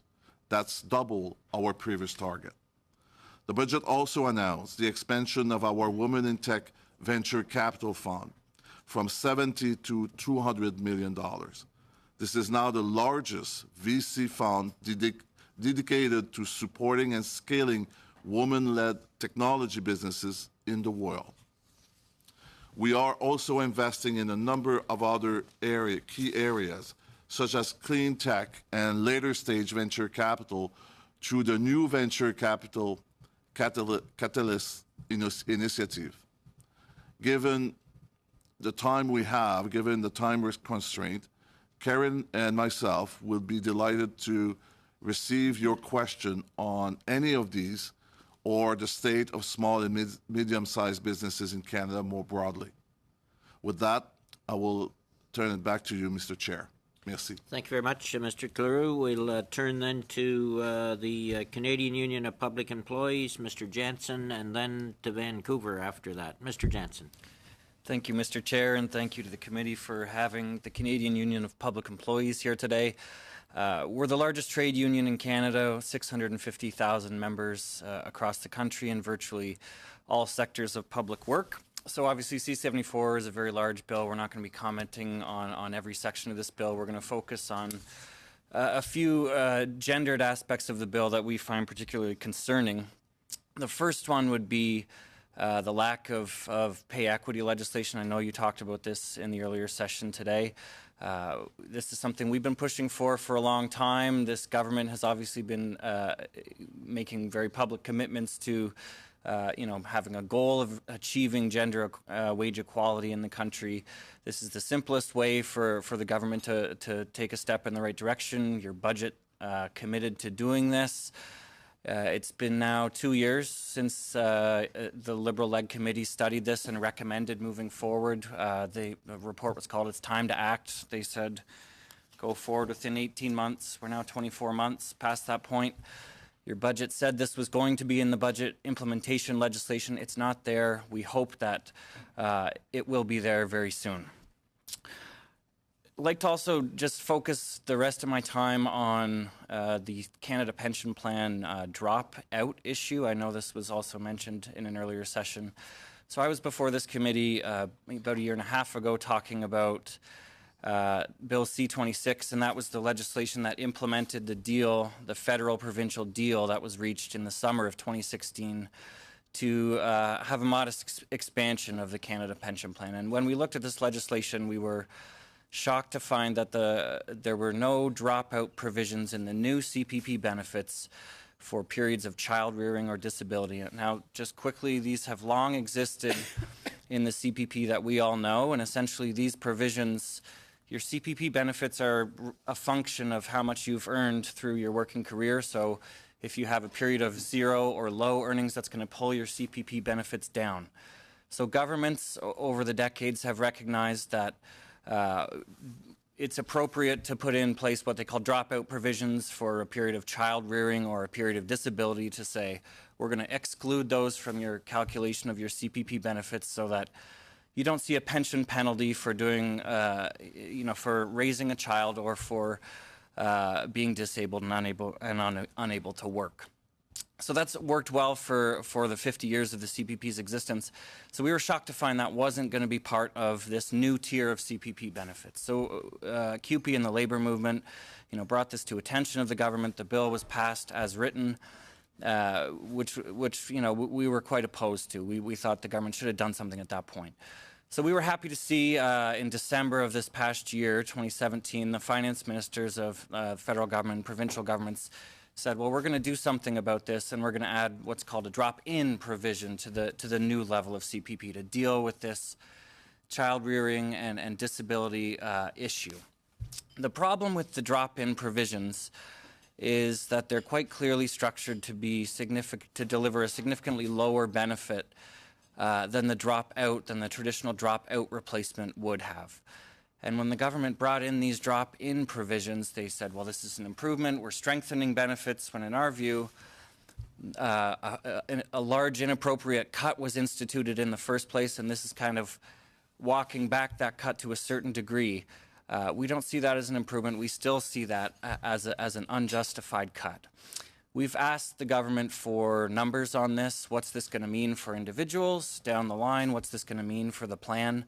We haven't seen any of those numbers, but these drop-in provisions are included in C-74. So to me, to CUPE, this is a major issue of importance. Our position is workers taking time out of the workforce to raise a child at home or because of disability should not face any CPP penalty. And I know the question has been asked at earlier meetings to finance officials to get that data to you, and I certainly hope that you see those numbers and reflect upon them before passing this legislation. I know my time's almost up, so thank you, and I'll be here for questions afterwards. Thank you very much, Mr. Jensen. And going back to Vancouver, the second witness from Vancouver today, Mr. Milligan, who's a professor, Vancouver School of Economics, University of BC. Welcome. Floor is yours. Thank you very much, Mr. Easter. My name is Kevin Milligan. I am a professor of economics at the Vancouver School of Economics, and I've been asked to speak specifically about the new Canada Workers Benefit. I've been studying the impact of tax benefits for modest income workers for about 15 years. And the evidence from around the world is unusually strong and consistent. Benefits that are focused on providing incentives for modest income workers to join the workforce have been successful in the United States, in the United Kingdom, and also here in Canada. But the existing working income tax benefit, the WITB, suffers from two shortcomings. The first is that it is too small. The maximum benefit for a single worker under the 2017 configuration is only about $1,000.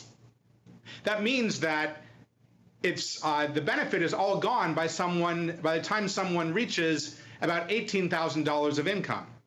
So if you're a full-time, full-year minimum wage worker in most provinces, you see absolutely no benefit from the existing WITB. So I think that misses the mark.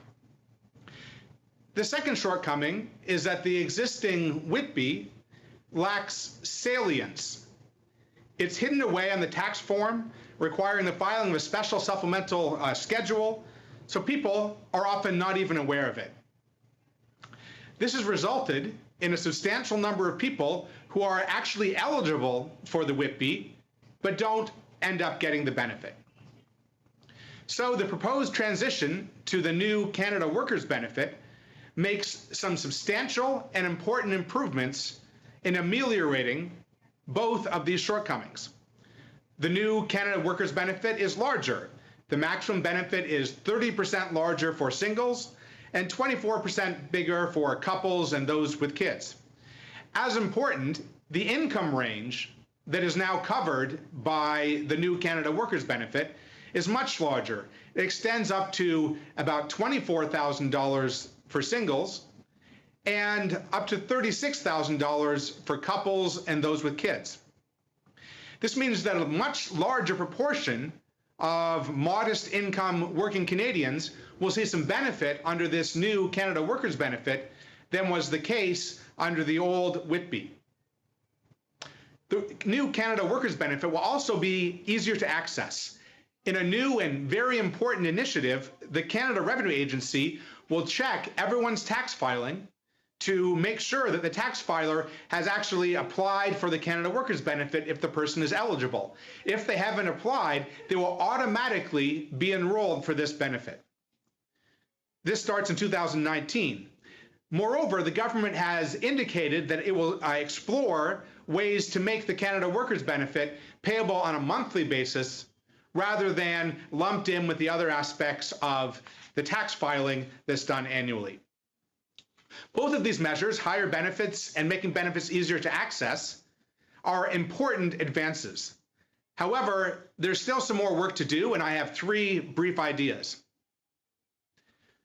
First, I think benefits still need to be larger. If you think about someone who is a full-time, full-year worker, that means about 2,000 hours a year of work, and the minimum wage in some provinces is approaching $15 an hour. So if you multiply those together, you get about $30,000 of income for a full-time, full-year worker. So I think that ought to be a target for the income range for the WITB. It's now currently for singles at $24,000. I think we ought to try to get that up to $30,000. Second, I think the government should continue its efforts to make the benefit more salient. Economists like me spend a lot of time trying to design these kinds of programs that provide incentives for rewarding work and for promoting good behavior. But if the incentives are buried in complexity, we're not going to see the full realization of the benefit that we want to see. So we want to make sure that the benefit is salient, easy to access, and people can get the benefits that they've earned. Finally, the government should undertake a study of the feasibility of individualizing the Canada Workers Benefit. This has been advocated by Professor Tammy Sherrill at Wilfrid Laurier University. Individualizing means that the benefit is phased out based on one's own income rather than couples' income. This would have an important impact for married people, and specifically for married women, and that would give married women a boost both within the economy and within our society. And I think it's worthy of some more study.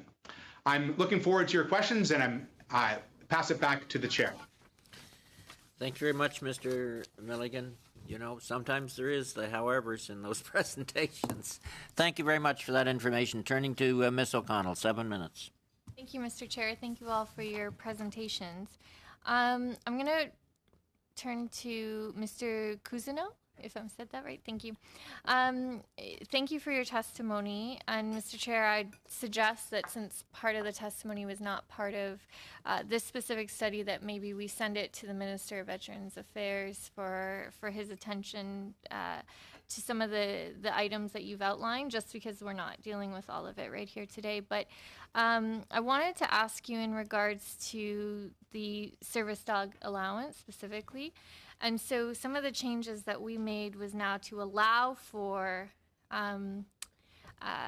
through our medical expenses. So I guess my question is in regards to I'm not sure if this addresses all of your issues then, if the service dog, the actual qualifications, so to speak, I think you said a different word, but the service dog qualifications, if those policies still haven't been established by Veterans Affairs, then would you be able to access the tax credit, the psychiatric tax credit, or does this now take care of that issue? So I'm just trying to clarify from your testimony. So the medical expense tax credit should be embedded inside of the ITA and providing equality for a psych service dog. And I would suggest to the committee that we look towards dispensing the use of the stigmatizing word psychiatric. Veteran assist service dog or first responder assist service dog is certainly a much more palatable option from my chair. But that needs to be embedded inside of the Income Tax Act. And that is also related to the legislation and policies that VAC is continuing to struggle with to be able to implement. So there's almost a commingling of benefits, and there is no clear policy that's been defined. However, any attempt by the government to say that we have no standards for these dogs, unfortunately, there are no standards for the other dogs that are already there. So it has to be an equal playing field. So I guess if I'm understanding correctly, these changes, we still need to deal with making sure that on the VAC side that the policies are going to be consistent so that, let's say, if CRA needs some type of credentials or verification or something, that the policies match up and that they'll be able to provide that. But the CRA doesn't have to go to VAC for those because they're not going to any other department. Right. So, for example, they're not going to the health department to provide the credentialing for diabetic alert dogs or seizure alert dogs. They're not going there for the Canadian Institute of the Blind. So in some cases, the Veterans Affairs issue is a little bit of a red herring. Okay, fair enough. Thank you for providing that clarification. And then in regards, I have more questions, but I won't be able to get to them all, but that's why I'm suggesting your testimony be forwarded to Veterans Affairs as well. In regards to Mr. Cleroux, I'm interested, since you are an economist, and you spoke about investments in terms of women entrepreneurs, but essentially growing the type of entrepreneurs and startups and small businesses. So as an economist, have you looked at the type of growth potential from some of these investments, the investments you spoke about specifically? In terms of the BDC investment? Yeah, and specifically in and around to whether it's women or other groups that maybe haven't traditionally been specifically invested in, and what that growth potential is. What we have looked for before is what is the impact of BDC on its clients. So what we did, we worked with Statistic Canada to evaluate if our clients are growing faster than similar business in the economy. So the analysis was done by Statistic Canada, so we got, to a third party, with a third party. And what we find out is when BDC invests, our clients are actually growing faster than very similar companies, very similar SMEs. And if they use our advisory group, the impact is even greater. So the biggest impact we can have is having some lending tool, but on top of it, having some services to help them to better manage their business. That's how we have the biggest impact on SMEs. Thank you and good evening. I'll just add, we've done specifically with respect to women entrepreneurs, we've looked at some data and found that that majority-owned women businesses tend to be smaller, they grow more slowly, and there are fewer of them, right? When you look at majority-owned women businesses in the economy in general, there are about 16%. So we feel that there's tremendous potential there. And so we are, as Pierre said, allocating $1.4 billion over 3 years to lending. And then specifically for women in tech, we have a $200 million fund, which is, we think, the biggest in North America dedicated to women, as well as some other resources. But have you done any projections on what those types of investments could mean in terms of growth? No, we haven't. Okay, but you just anticipate that it is an area of large potential. Thank you. Do I have time for one more? You've got time for a short one. Oh, okay, thank you. Mr. Jansen, I just wanted to quickly ask about the drop-in provisions versus drop-out provisions, because this was an issue that I was very concerned about too, and was happy to see the changes made. But so the way I understand it, and if this is the problem that the details aren't out, then that's fine. We can have that further information. But the way I understand it is that the drop-in provisions is specifically to drop in the parent's average earnings during the years prior to birth or adoption. So, and persons with disabilities is the same. It's dropping in for the years when they receive the CPP disability pension. And that the drop-in amount would be 70% of their average earning for the 6 years to the onset of the disability. So I guess my question is, where do you see the real flaw in the drop, or the difference in drop-in versus drop-out, if, from my understanding, it's somewhat functioning like the drop-out would be? Yeah, so it's just the way they're organized, the way they're set up is, to us, quite clearly going to provide less benefit than the dropout would have.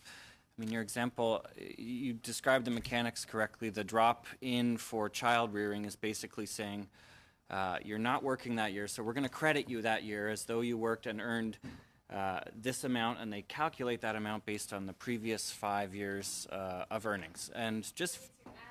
So That's if right. you're making more. So I know I'm out of time, but if you say you think it will be worse, but can you give me an example of Yeah, I why? mean, it's quite clear to us that it will be on net, because if you think about when women tend to have first child in Canada, it's around age 30. So we'd be basically averaging their earnings from 25 to 30, and if you look at the way people earn, that's a time when salaries and earnings are going up quite sharply for women in Canada. So when we look at mechanics, we can kind of speculate that, well, to us that looks like it's going to provide a whole lot less than the existing dropout measure would have provided had it been there. We've asked for the data. We've said, well, show us what this will provide, because to us it looks like it's not going to provide nearly the same. And we have not seen that. Okay, thank you.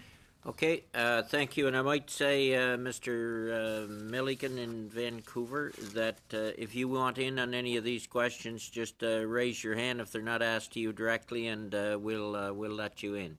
You're at a bit of, Thank you very much. You're at a bit of a disadvantage because you're so many miles away. Mr. Albus. Well, Mr. Chair, he may be some miles away, but, British Columbia is in my heart, so I'll start with Professor Milligan. That's good.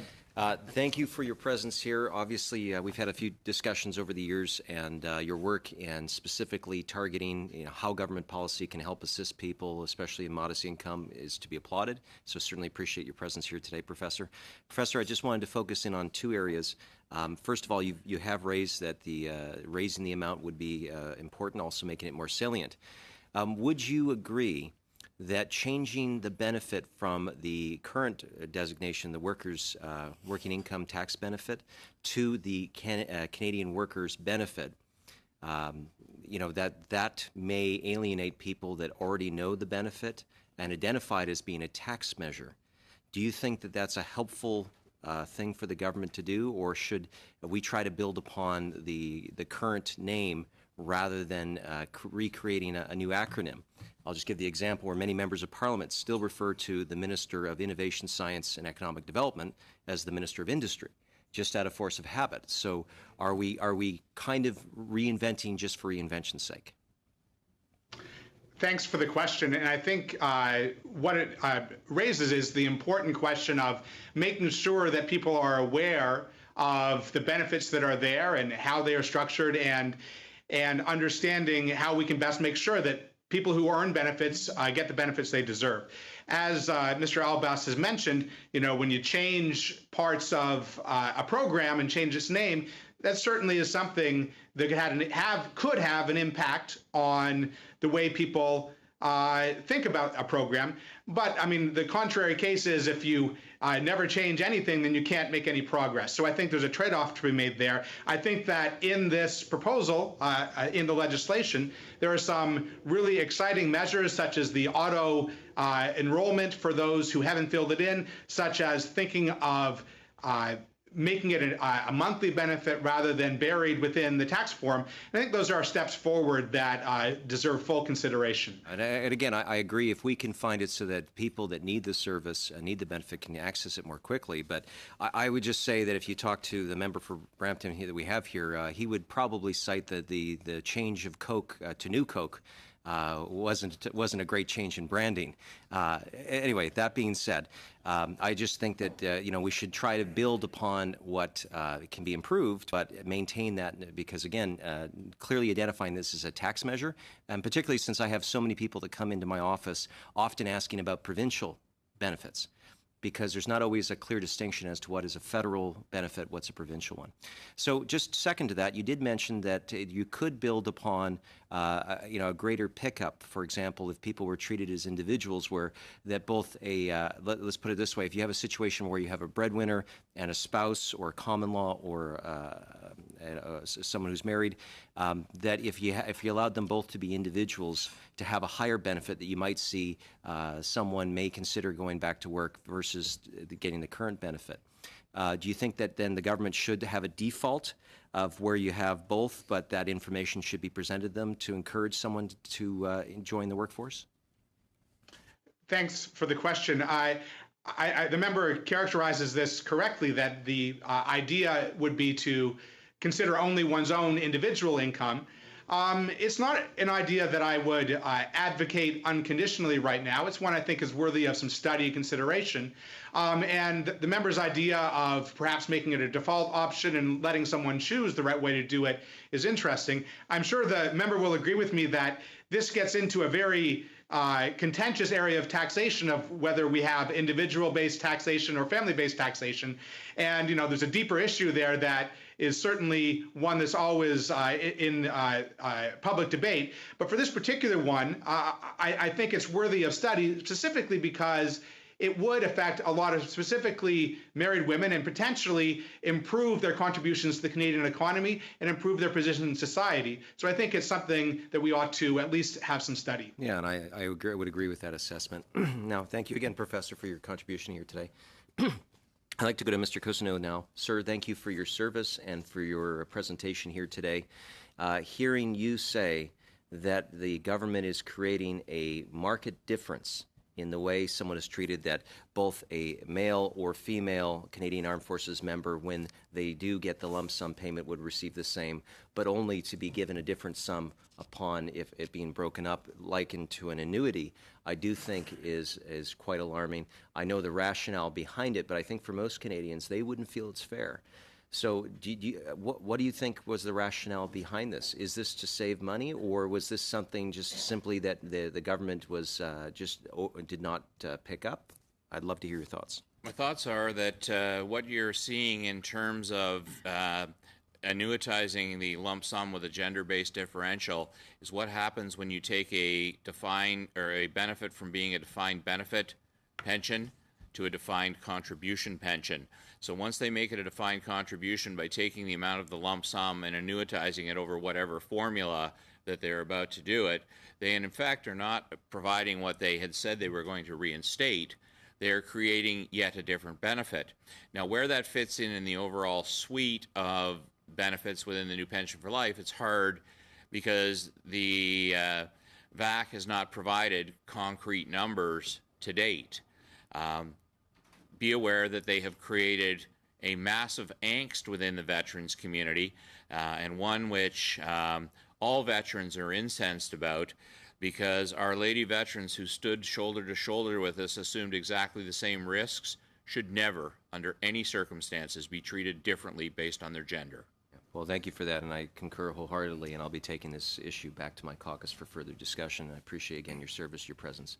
Mr. Jansen, You've mentioned the support for pay equity legislation. Obviously, we want to see every man and woman to be treated fairly and to be compensated fairly.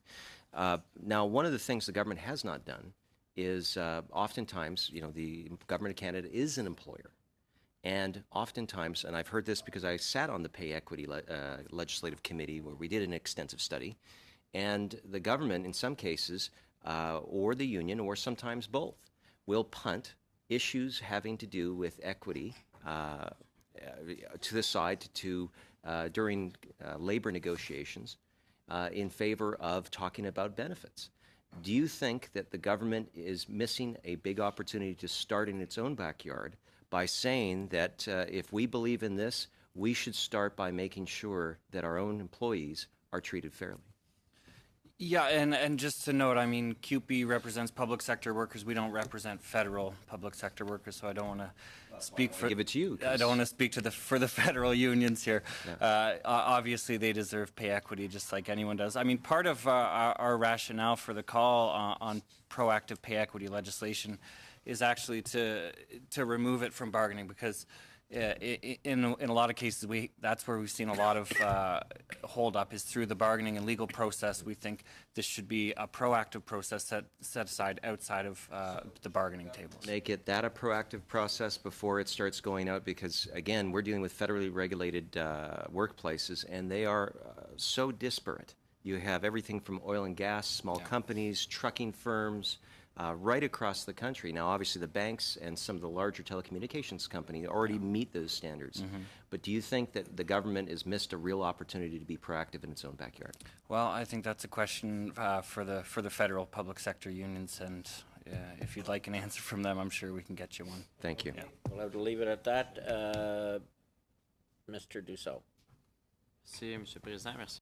Thank you, Mr. Chairman, and I thank all our witnesses today.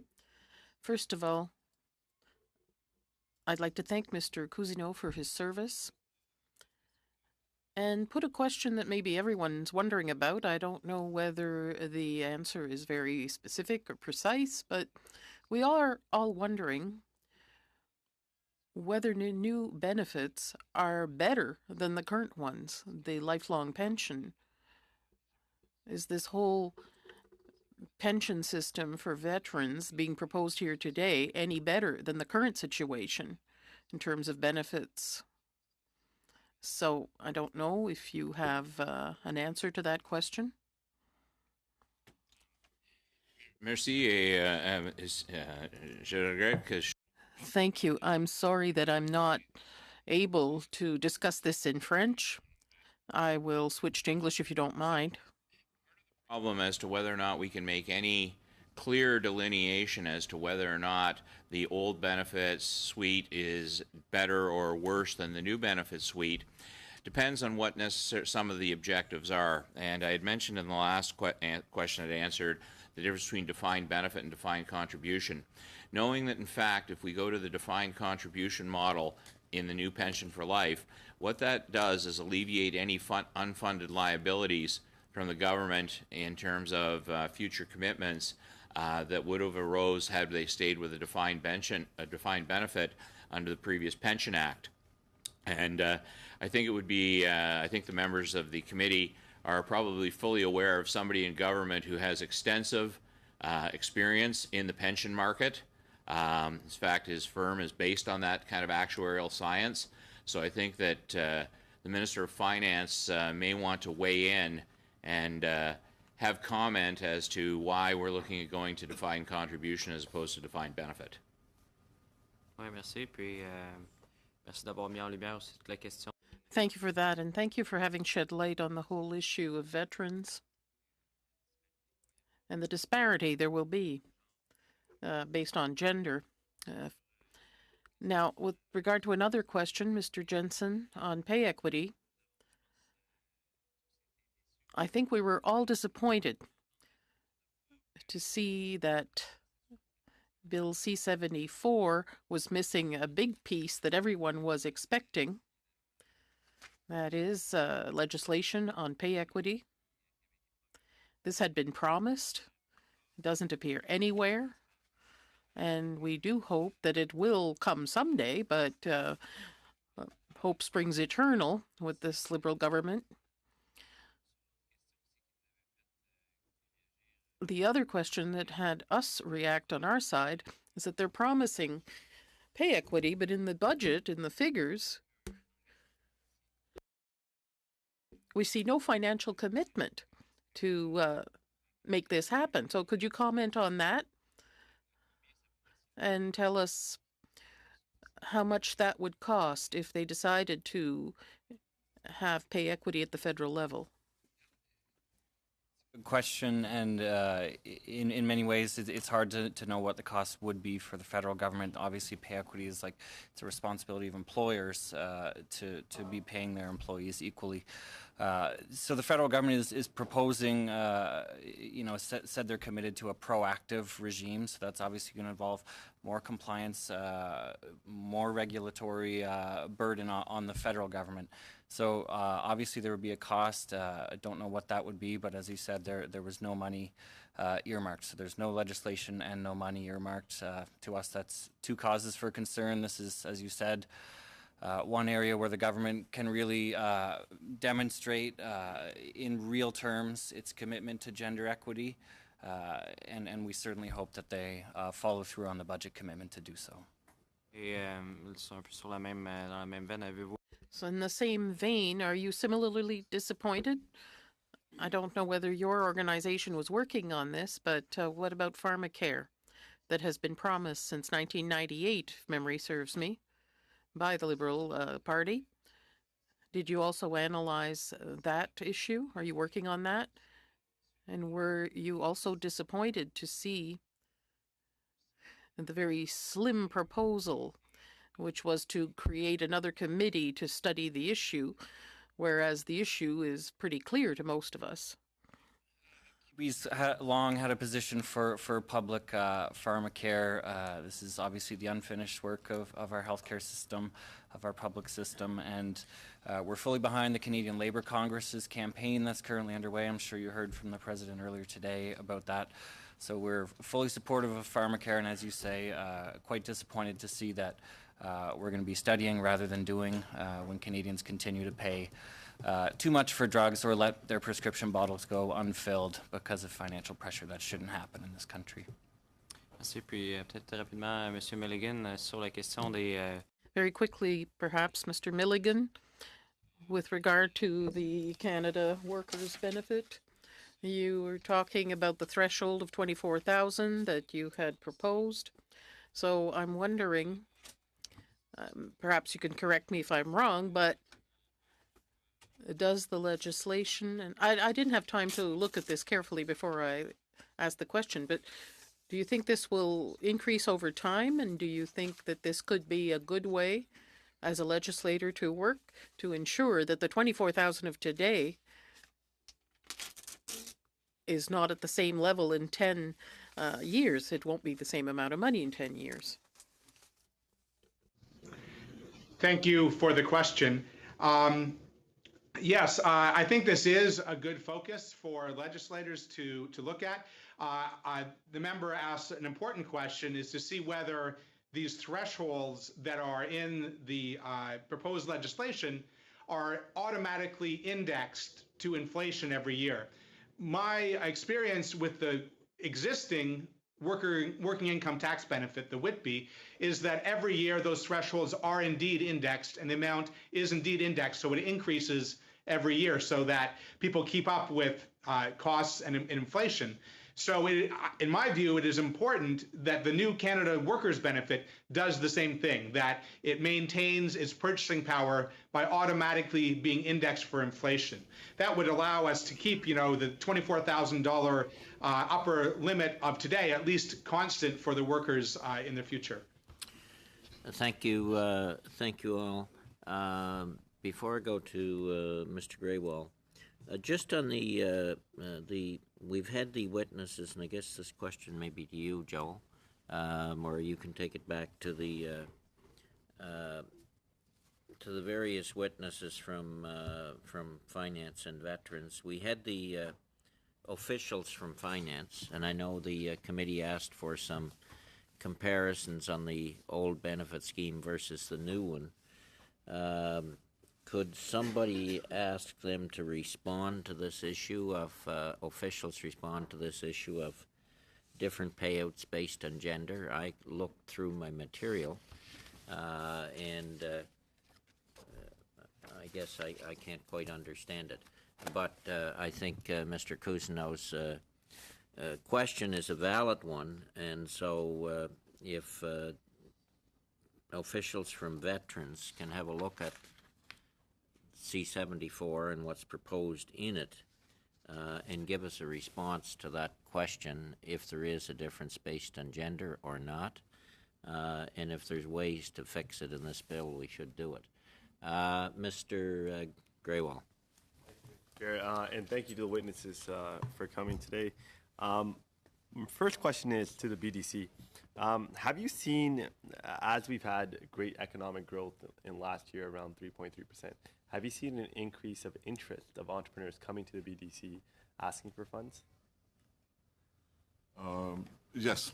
Yes, there's more economic activities, and as a result, the investment, the number of SMEs who are investing is increasing. So we have been more busy. Has there been a corresponding increase or movement in the default rate that BDC carries in terms of bad loans? Actually, no. 2018 was a very good year that way.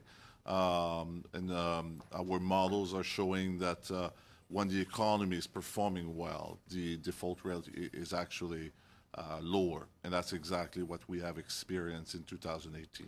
So we've actually seen a lot of entrepreneurs access BDC in and around Brampton East, which is a high growth community where there's a lot of entrepreneurs. You guys do a lot of financing on trucking companies that are buying facilities.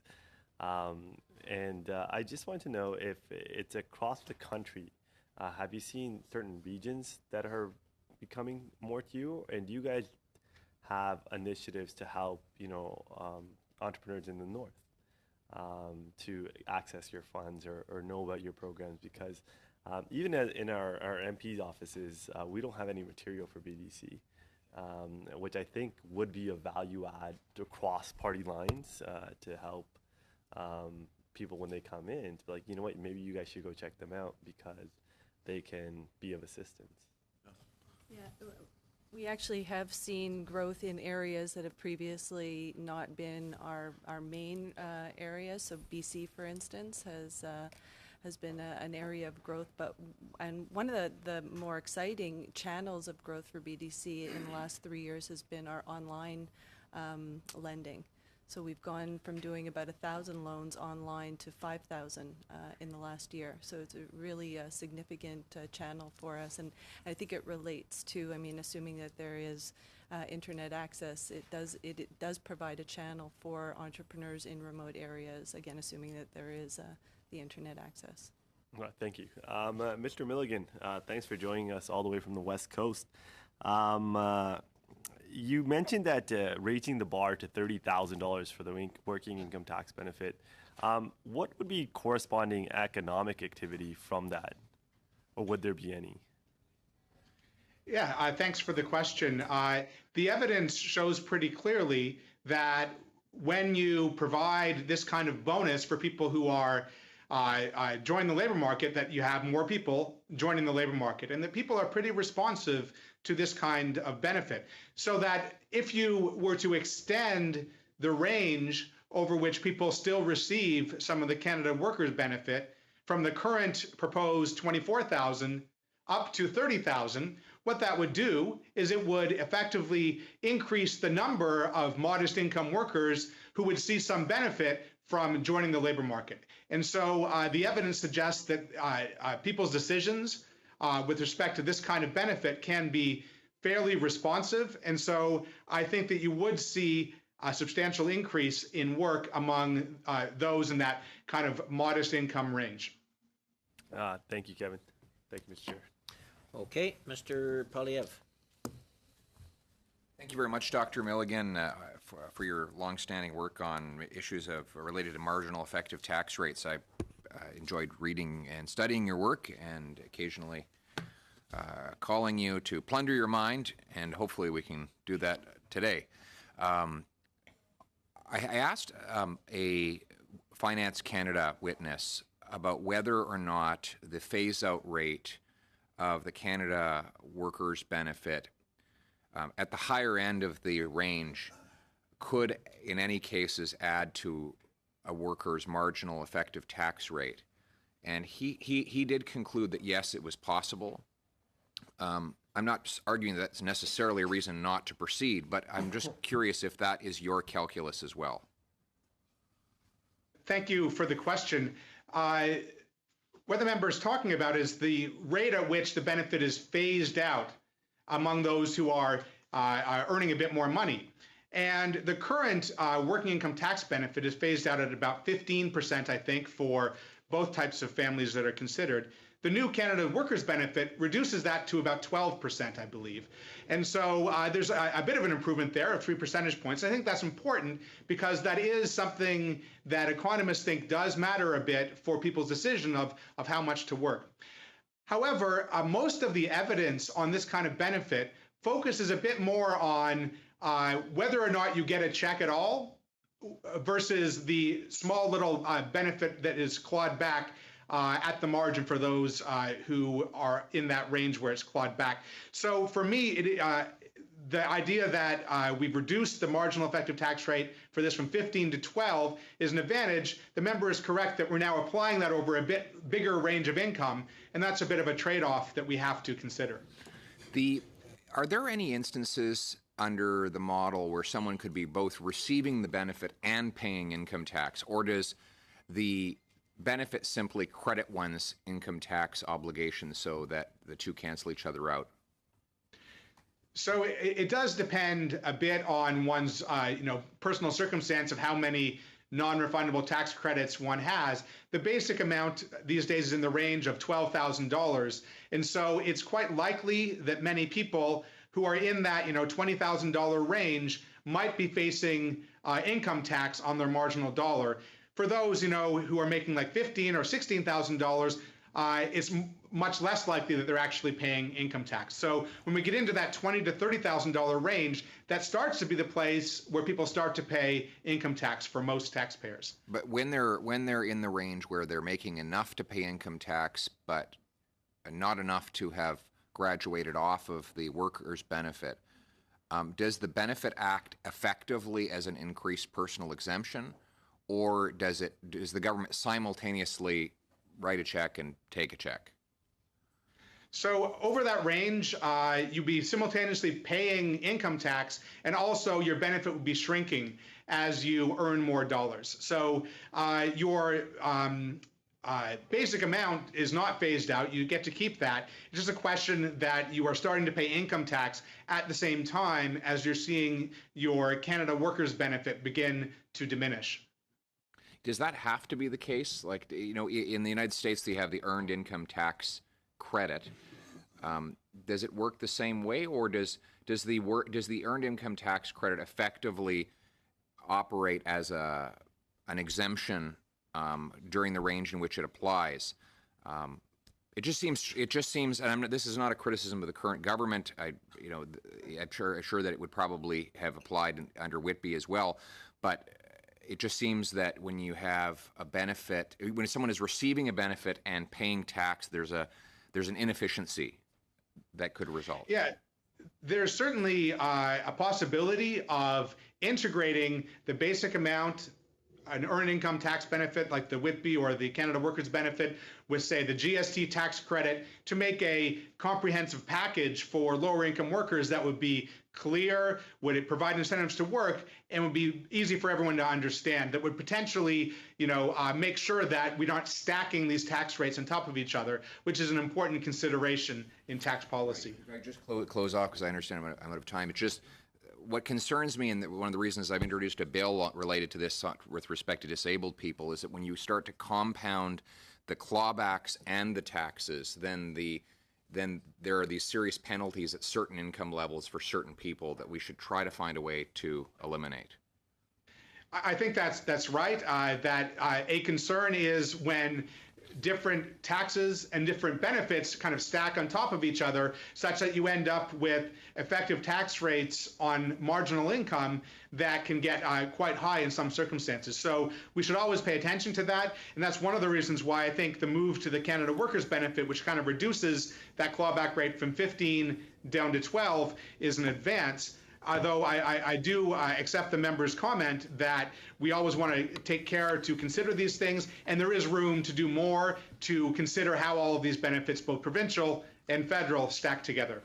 Thank you both. Mr. McLeod, 5-minute rounds. Thank you, Mr. Chair. My question is to the Business Development Bank of Canada. Can you explain to me the relationship between you and the Government of Canada? And also, could you also tell me if you have an operation or presence in the 3 Northern Territories, Yukon, Nunavut, and Northwest Territories? So we work closely with the Department of ISED, and we report to Parliament through the Minister of ISED. And so we're a Crown Corporation. We have our own board of directors, and we report to a board of directors. Okay. Does that? Yeah, that's what I was trying to find the link there, because I'm trying to see if the mandate for the minister carries over to your board in terms of commitment to Indigenous people. The minister's got a mandate letter that says he's required to promote economic development and create jobs for Indigenous people.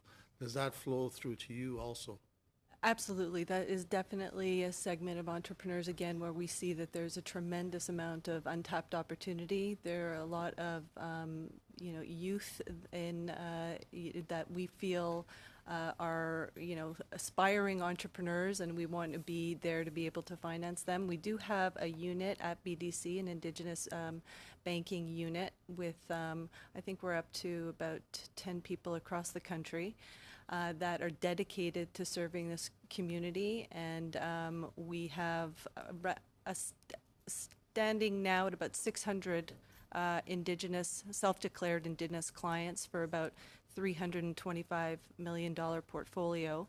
But we are looking to do more. We know that the AFIs, the Aboriginal Financing Institutions, are have great links within the community that we don't have, and we'd like to do more with them, and we're looking at ways to do more with them so that we can extend our reach to Indigenous entrepreneurs.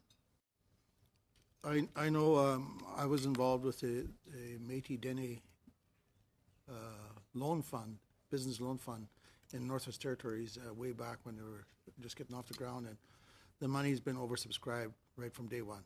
It's a good program. It's very popular, but the revolving fund is not big enough to really make a big difference. Is there anything that your organization can do to step in? Is there, you mentioned the $600 million. Is that a separate fund for just Aboriginal clients? Is it adequate? Is it big enough? We'd love to do more. So it's actually not a fund. It represents all of our outstanding loans to individual Indigenous entrepreneurs.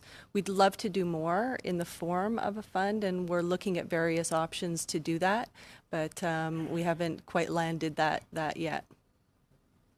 I have a question for pause for thought regarding the medical expense tax credit. I'm just wondering, the number that you said, $1.35 a day, it seems like a small amount. I'm just wondering, to train a dog, to obtain a dog, all these costs, where does that fit in what you're trying to attempt? The actual capital cost of the dog, depending on the organization you're acquiring the dog, is somewhere between $15,000 and $30,000. But on an ongoing operating and maintenance budget, to put it into purely budgetary terms, the $1.23 is what arrives when you take a $3,000 sum, multiply it by the 15% medical tax credit, arrive at $450, divide it by 365, and we're down to about $1.23 a day. And it doesn't seem like a huge amount of money, but you have to realize that there are significant financial implications to all those people that are dealing with serious mental health issues. The demographics, the drop in earnings capacity, the increased expense, the lost time from work. I mean, there's a lot of implications. So this is not, although I tempted to point out the what may look like a ridiculous number is not in fact that at all. It does matter to a lot of disabled Canadians. Go ahead. I wanted to ask if you keep referring to mental health issues. Is it related to trauma? Is that what we're talking about? Well, so in a lot of cases, our serious mental health issues that in the work that we're dealing with is based on trauma-based injuries, traumatic brain injuries, post-traumatic stress injuries, operational stress injuries. All of those injuries cause significant loss of future earnings capacity. In VAC's defense, they've also realized that and are putting in steps to help ameliorate that with future increases and some other benefit suites. The problem is that we are based on what was presented in the Veterans Town Halls by the Minister of Veterans Affairs and the Deputy Minister, because there are no clear numbers that have been brought to the table, it's created a serious angst within the community. It would be somewhat akin to me asking the committee to write a blank check and saying, trust me. And I don't think we're going to do that. Okay, we'll leave it at that. We'll split the remaining time between Mr. Albas and Mr. Sabara. Mr. Albas. Thank you again, Mr. Chair, and thanks again to our witnesses for being here today. Mr. Cousineau, I'd just like to go back to the service dogs because earlier in your presentation, you talked about the arbitrariness of the decision by Veterans Affairs in that in certain other government agencies, they will recognize certain standards or have none at all, and it's just, do you have a dog, and is it used for a medically useful purpose or therapeutic purpose? I do know that there is a big issue because I've contacted two different ministers who have the responsibility here in Ottawa for it, and both of them have said that most provinces and territories have completely different standards that do not align. They use different language and whatnot. So is this part of the reason for the complex nature that we're in, where no one has a very good definition, so VAC is just being arbitrary, or could you explain it a little more for me, please? Okay. So in reality, there is an international standard that is out there and recognized. It's called the Assistance Dogs International Standard, and it also runs in conjunction with the IGDF standard, the International Guide Dog Federation. Now, the probably most advanced standard on a provincial basis is BC. BC has implemented, I give it to it because you guys have a plan, a standard, and it works. It is very interesting to note that I had helped get the service dog legislation passed for the province of Nova Scotia, and the regulations that are going to operate under that legislation will look very much similar to what BC has done. The problem we have is there's no inter-provincial reciprocity. And by that I mean if you have your BC driver's license, you do not have to show up in Nova Scotia and take a driver's test to be able to drive legally in Nova Scotia. Unfortunately, we have such a convoluted and fractured set of rules that, in effect, if I leave Nova Scotia and go to BC, to get the legal protections under the law, I have to recertify. Alberta has a different set of rules yet again, and the rest of the provinces, save Nova Scotia, are in absolute disarray. So if that sort of points to where the battlefield lies. So how can Veteran Affairs Canada, which is supposed to be treating, I would imagine, veterans fairly, regardless of what province or territory they reside in, how do they come into this with a standard that is different than anyone else? Well, actually, what the easiest move afoot is for Veterans Affairs Canada to contract with the BC government to use their standard, which will also be the Nova Scotia standard, bring it across the country, translate it into French as appropriate, and put the interagency reciprocity. The other problem that you have is Veterans Affairs, although they're involved in the financial benefits, This actually involves the Justice Department because they deal with legal matters, and the Health Department because that's where the medical expense tax credit falls under. So in effect, what we really need is a group, an interagency and interdepartment group to sort this out. And if at the end of the day, we wind up with one national standard that has provincial reciprocity, we've solved a lot of problems. We proceed with this then, knowing that that work hasn't been done in this bill with this credit? Yes, because currently the medical expense tax credit is available to all the other service dogs that are there. It's embedded in the ITA. You can see it. The sole exception is those dogs that we're using for mental health injuries. And I'm avoiding using that P word on purpose because it's a stigmatizing word. And so you cannot take the benefit and say, okay, we need to delay this because we don't have legislation, because the exact same legislation doesn't apply to all those other dogs, and they have none either, yet they're included in the Act. So Veterans Affairs needs to change the way it looks at this. Instead of putting an arbitrary standard, they should just say, if you have a dog and it's for these legitimate purposes, let's be practical. Well, we need a practicality of standard. Now, the other side, and we have to be very careful that we do not run the risk of just turning open the floodgates and letting people run willy-nilly and yawn. For those of you who are familiar, last week on Wednesday in Quebec, an ICU nurse was bit by a supposed service dog while she was on duty in the ICU, in a pediatric ICU. And the dog that bit her was the child's father's service dog, allegedly. Not allegedly that he bit, allegedly that the dog is a service dog. So in some cases, this complex issue really needs to be addressed. Unfortunately, there are several departments that are not playing well with each other. Currently, Public Works is embroiled in a slugfest, and that's the best word I can come up with Veterans Affairs. And Veterans Affairs, although they've been made well aware of the issues we're having, as you know, or may not know, the national standards went into a complete state of disarray in the middle of April.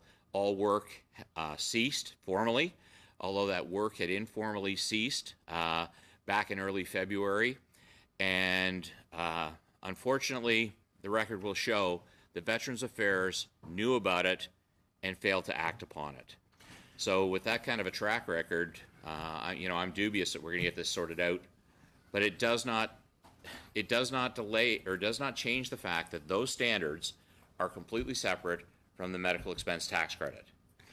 Okay, we'll have to leave it there. Last block, Mr. Sabera. Thank you, Mr. Chair, and welcome everyone to the BDC. And I have my riding. We have the for York Region. We have the main BDC head office on Highway 7 there in Vaughan, and I've met with the officials there and the teams that are doing great work on the $1.4 billion investment that we'll make in entrepreneurs, women entrepreneurs. My question: how quickly can we get that out the door? Is the program up and running yet? If you can provide some details there. Yeah, the program is up and running, and one of the things that we want to do over the course of the year, you may have noticed that in the budget there was also an announcement about boot camps that we're going to be running, and what we'd like to do with those boot camps is obviously have them across the country and use it as an opportunity to bring together the partners that we work with, whether it's WEOC, whether it's Startup Canada, whether it's Futurepreneur, whether it's some of the other partners, EDC and others, to really kind of catalyze our support around women entrepreneurs and try to get the word out through them.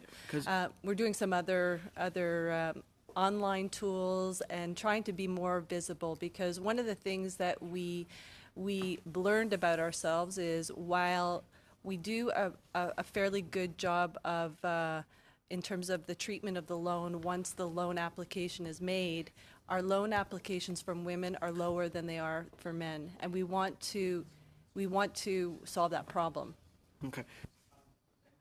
sorry, I think this program is great, and it's, it'll take a few years to start showing a lot of dividends in terms of how these entities are performing, companies are performing, and I think we also need to track that. Turning to Mr. Milligan over at UBC, Kevin, one of the things that you commented on, you may have commented on this about the Canada's Workers Benefit, or WIPBE. One of the big things in our budget and in BIA is to increase labor force participation rates, especially when we have the headwind of a lot of people withdrawing from the labor force. So our population may be getting bigger, but there's a lot of people actually withdrawing from the labor force, and a lot of baby boomers and the like. And recently I've had a lot of experiences where people are just, I'm retiring, I'm 58, or I got a pension, I'm 65, I'm out. And one of the things about the Canada's Workers Benefit, and I don't know if you've done statistical modeling on this, is that it should try, one result should be, yes, lifting people out of poverty, great, the auto-enrollment, but also encouraging people to enter the labor force. Now, it may not be at the level numerically where you want it to be in terms of where the threshold is, because you have the upward trajectory, the threshold, and then the clawback. But I wanted to see your take on the labor force participation angle, because that's something very, very important. Yeah, thinking about the people in your writing, you mentioned some people closer to retirement ages. This is an important thing as we go forward for Canadians, for the Canadian economy, is to make sure that we make use of the resources we have to our economy, and one of that is the wealth of experience and ability and attitude of our seniors, our near seniors. Want to make sure that for those who want to work, that work pays for them. And so this kind of benefit that pays you a supplement if you work part-time, for example, would maybe provide a way that some people who maybe retired from their main career job could keep some attachment to their community and to the workplace through a part-time job that they might earn, $20,000 or something like that. And this would give them a bit of a bonus, give them a bit of a push to keep that connection, which is important for them and their connection to society, but also for the economy as a whole. Okay, well, unless it's really important. No, we'll move there. I'll thank all the witnesses for your presentations and your answers today. Just for committee, tomorrow morning we will meet in this room at 8:45, and first up will be we've heard the evidence on Part 5 of this bill, the Greenhouse Gas Pollution Pricing Act. We will start with questions to departmental officials. And if we have time, we will move to the Financial Administration Act, which is Division 1 of Part 6, and on through Division 2, Division 3, and Division 4. So that's what the agenda is for tomorrow. Thank you again. Meeting adjourned.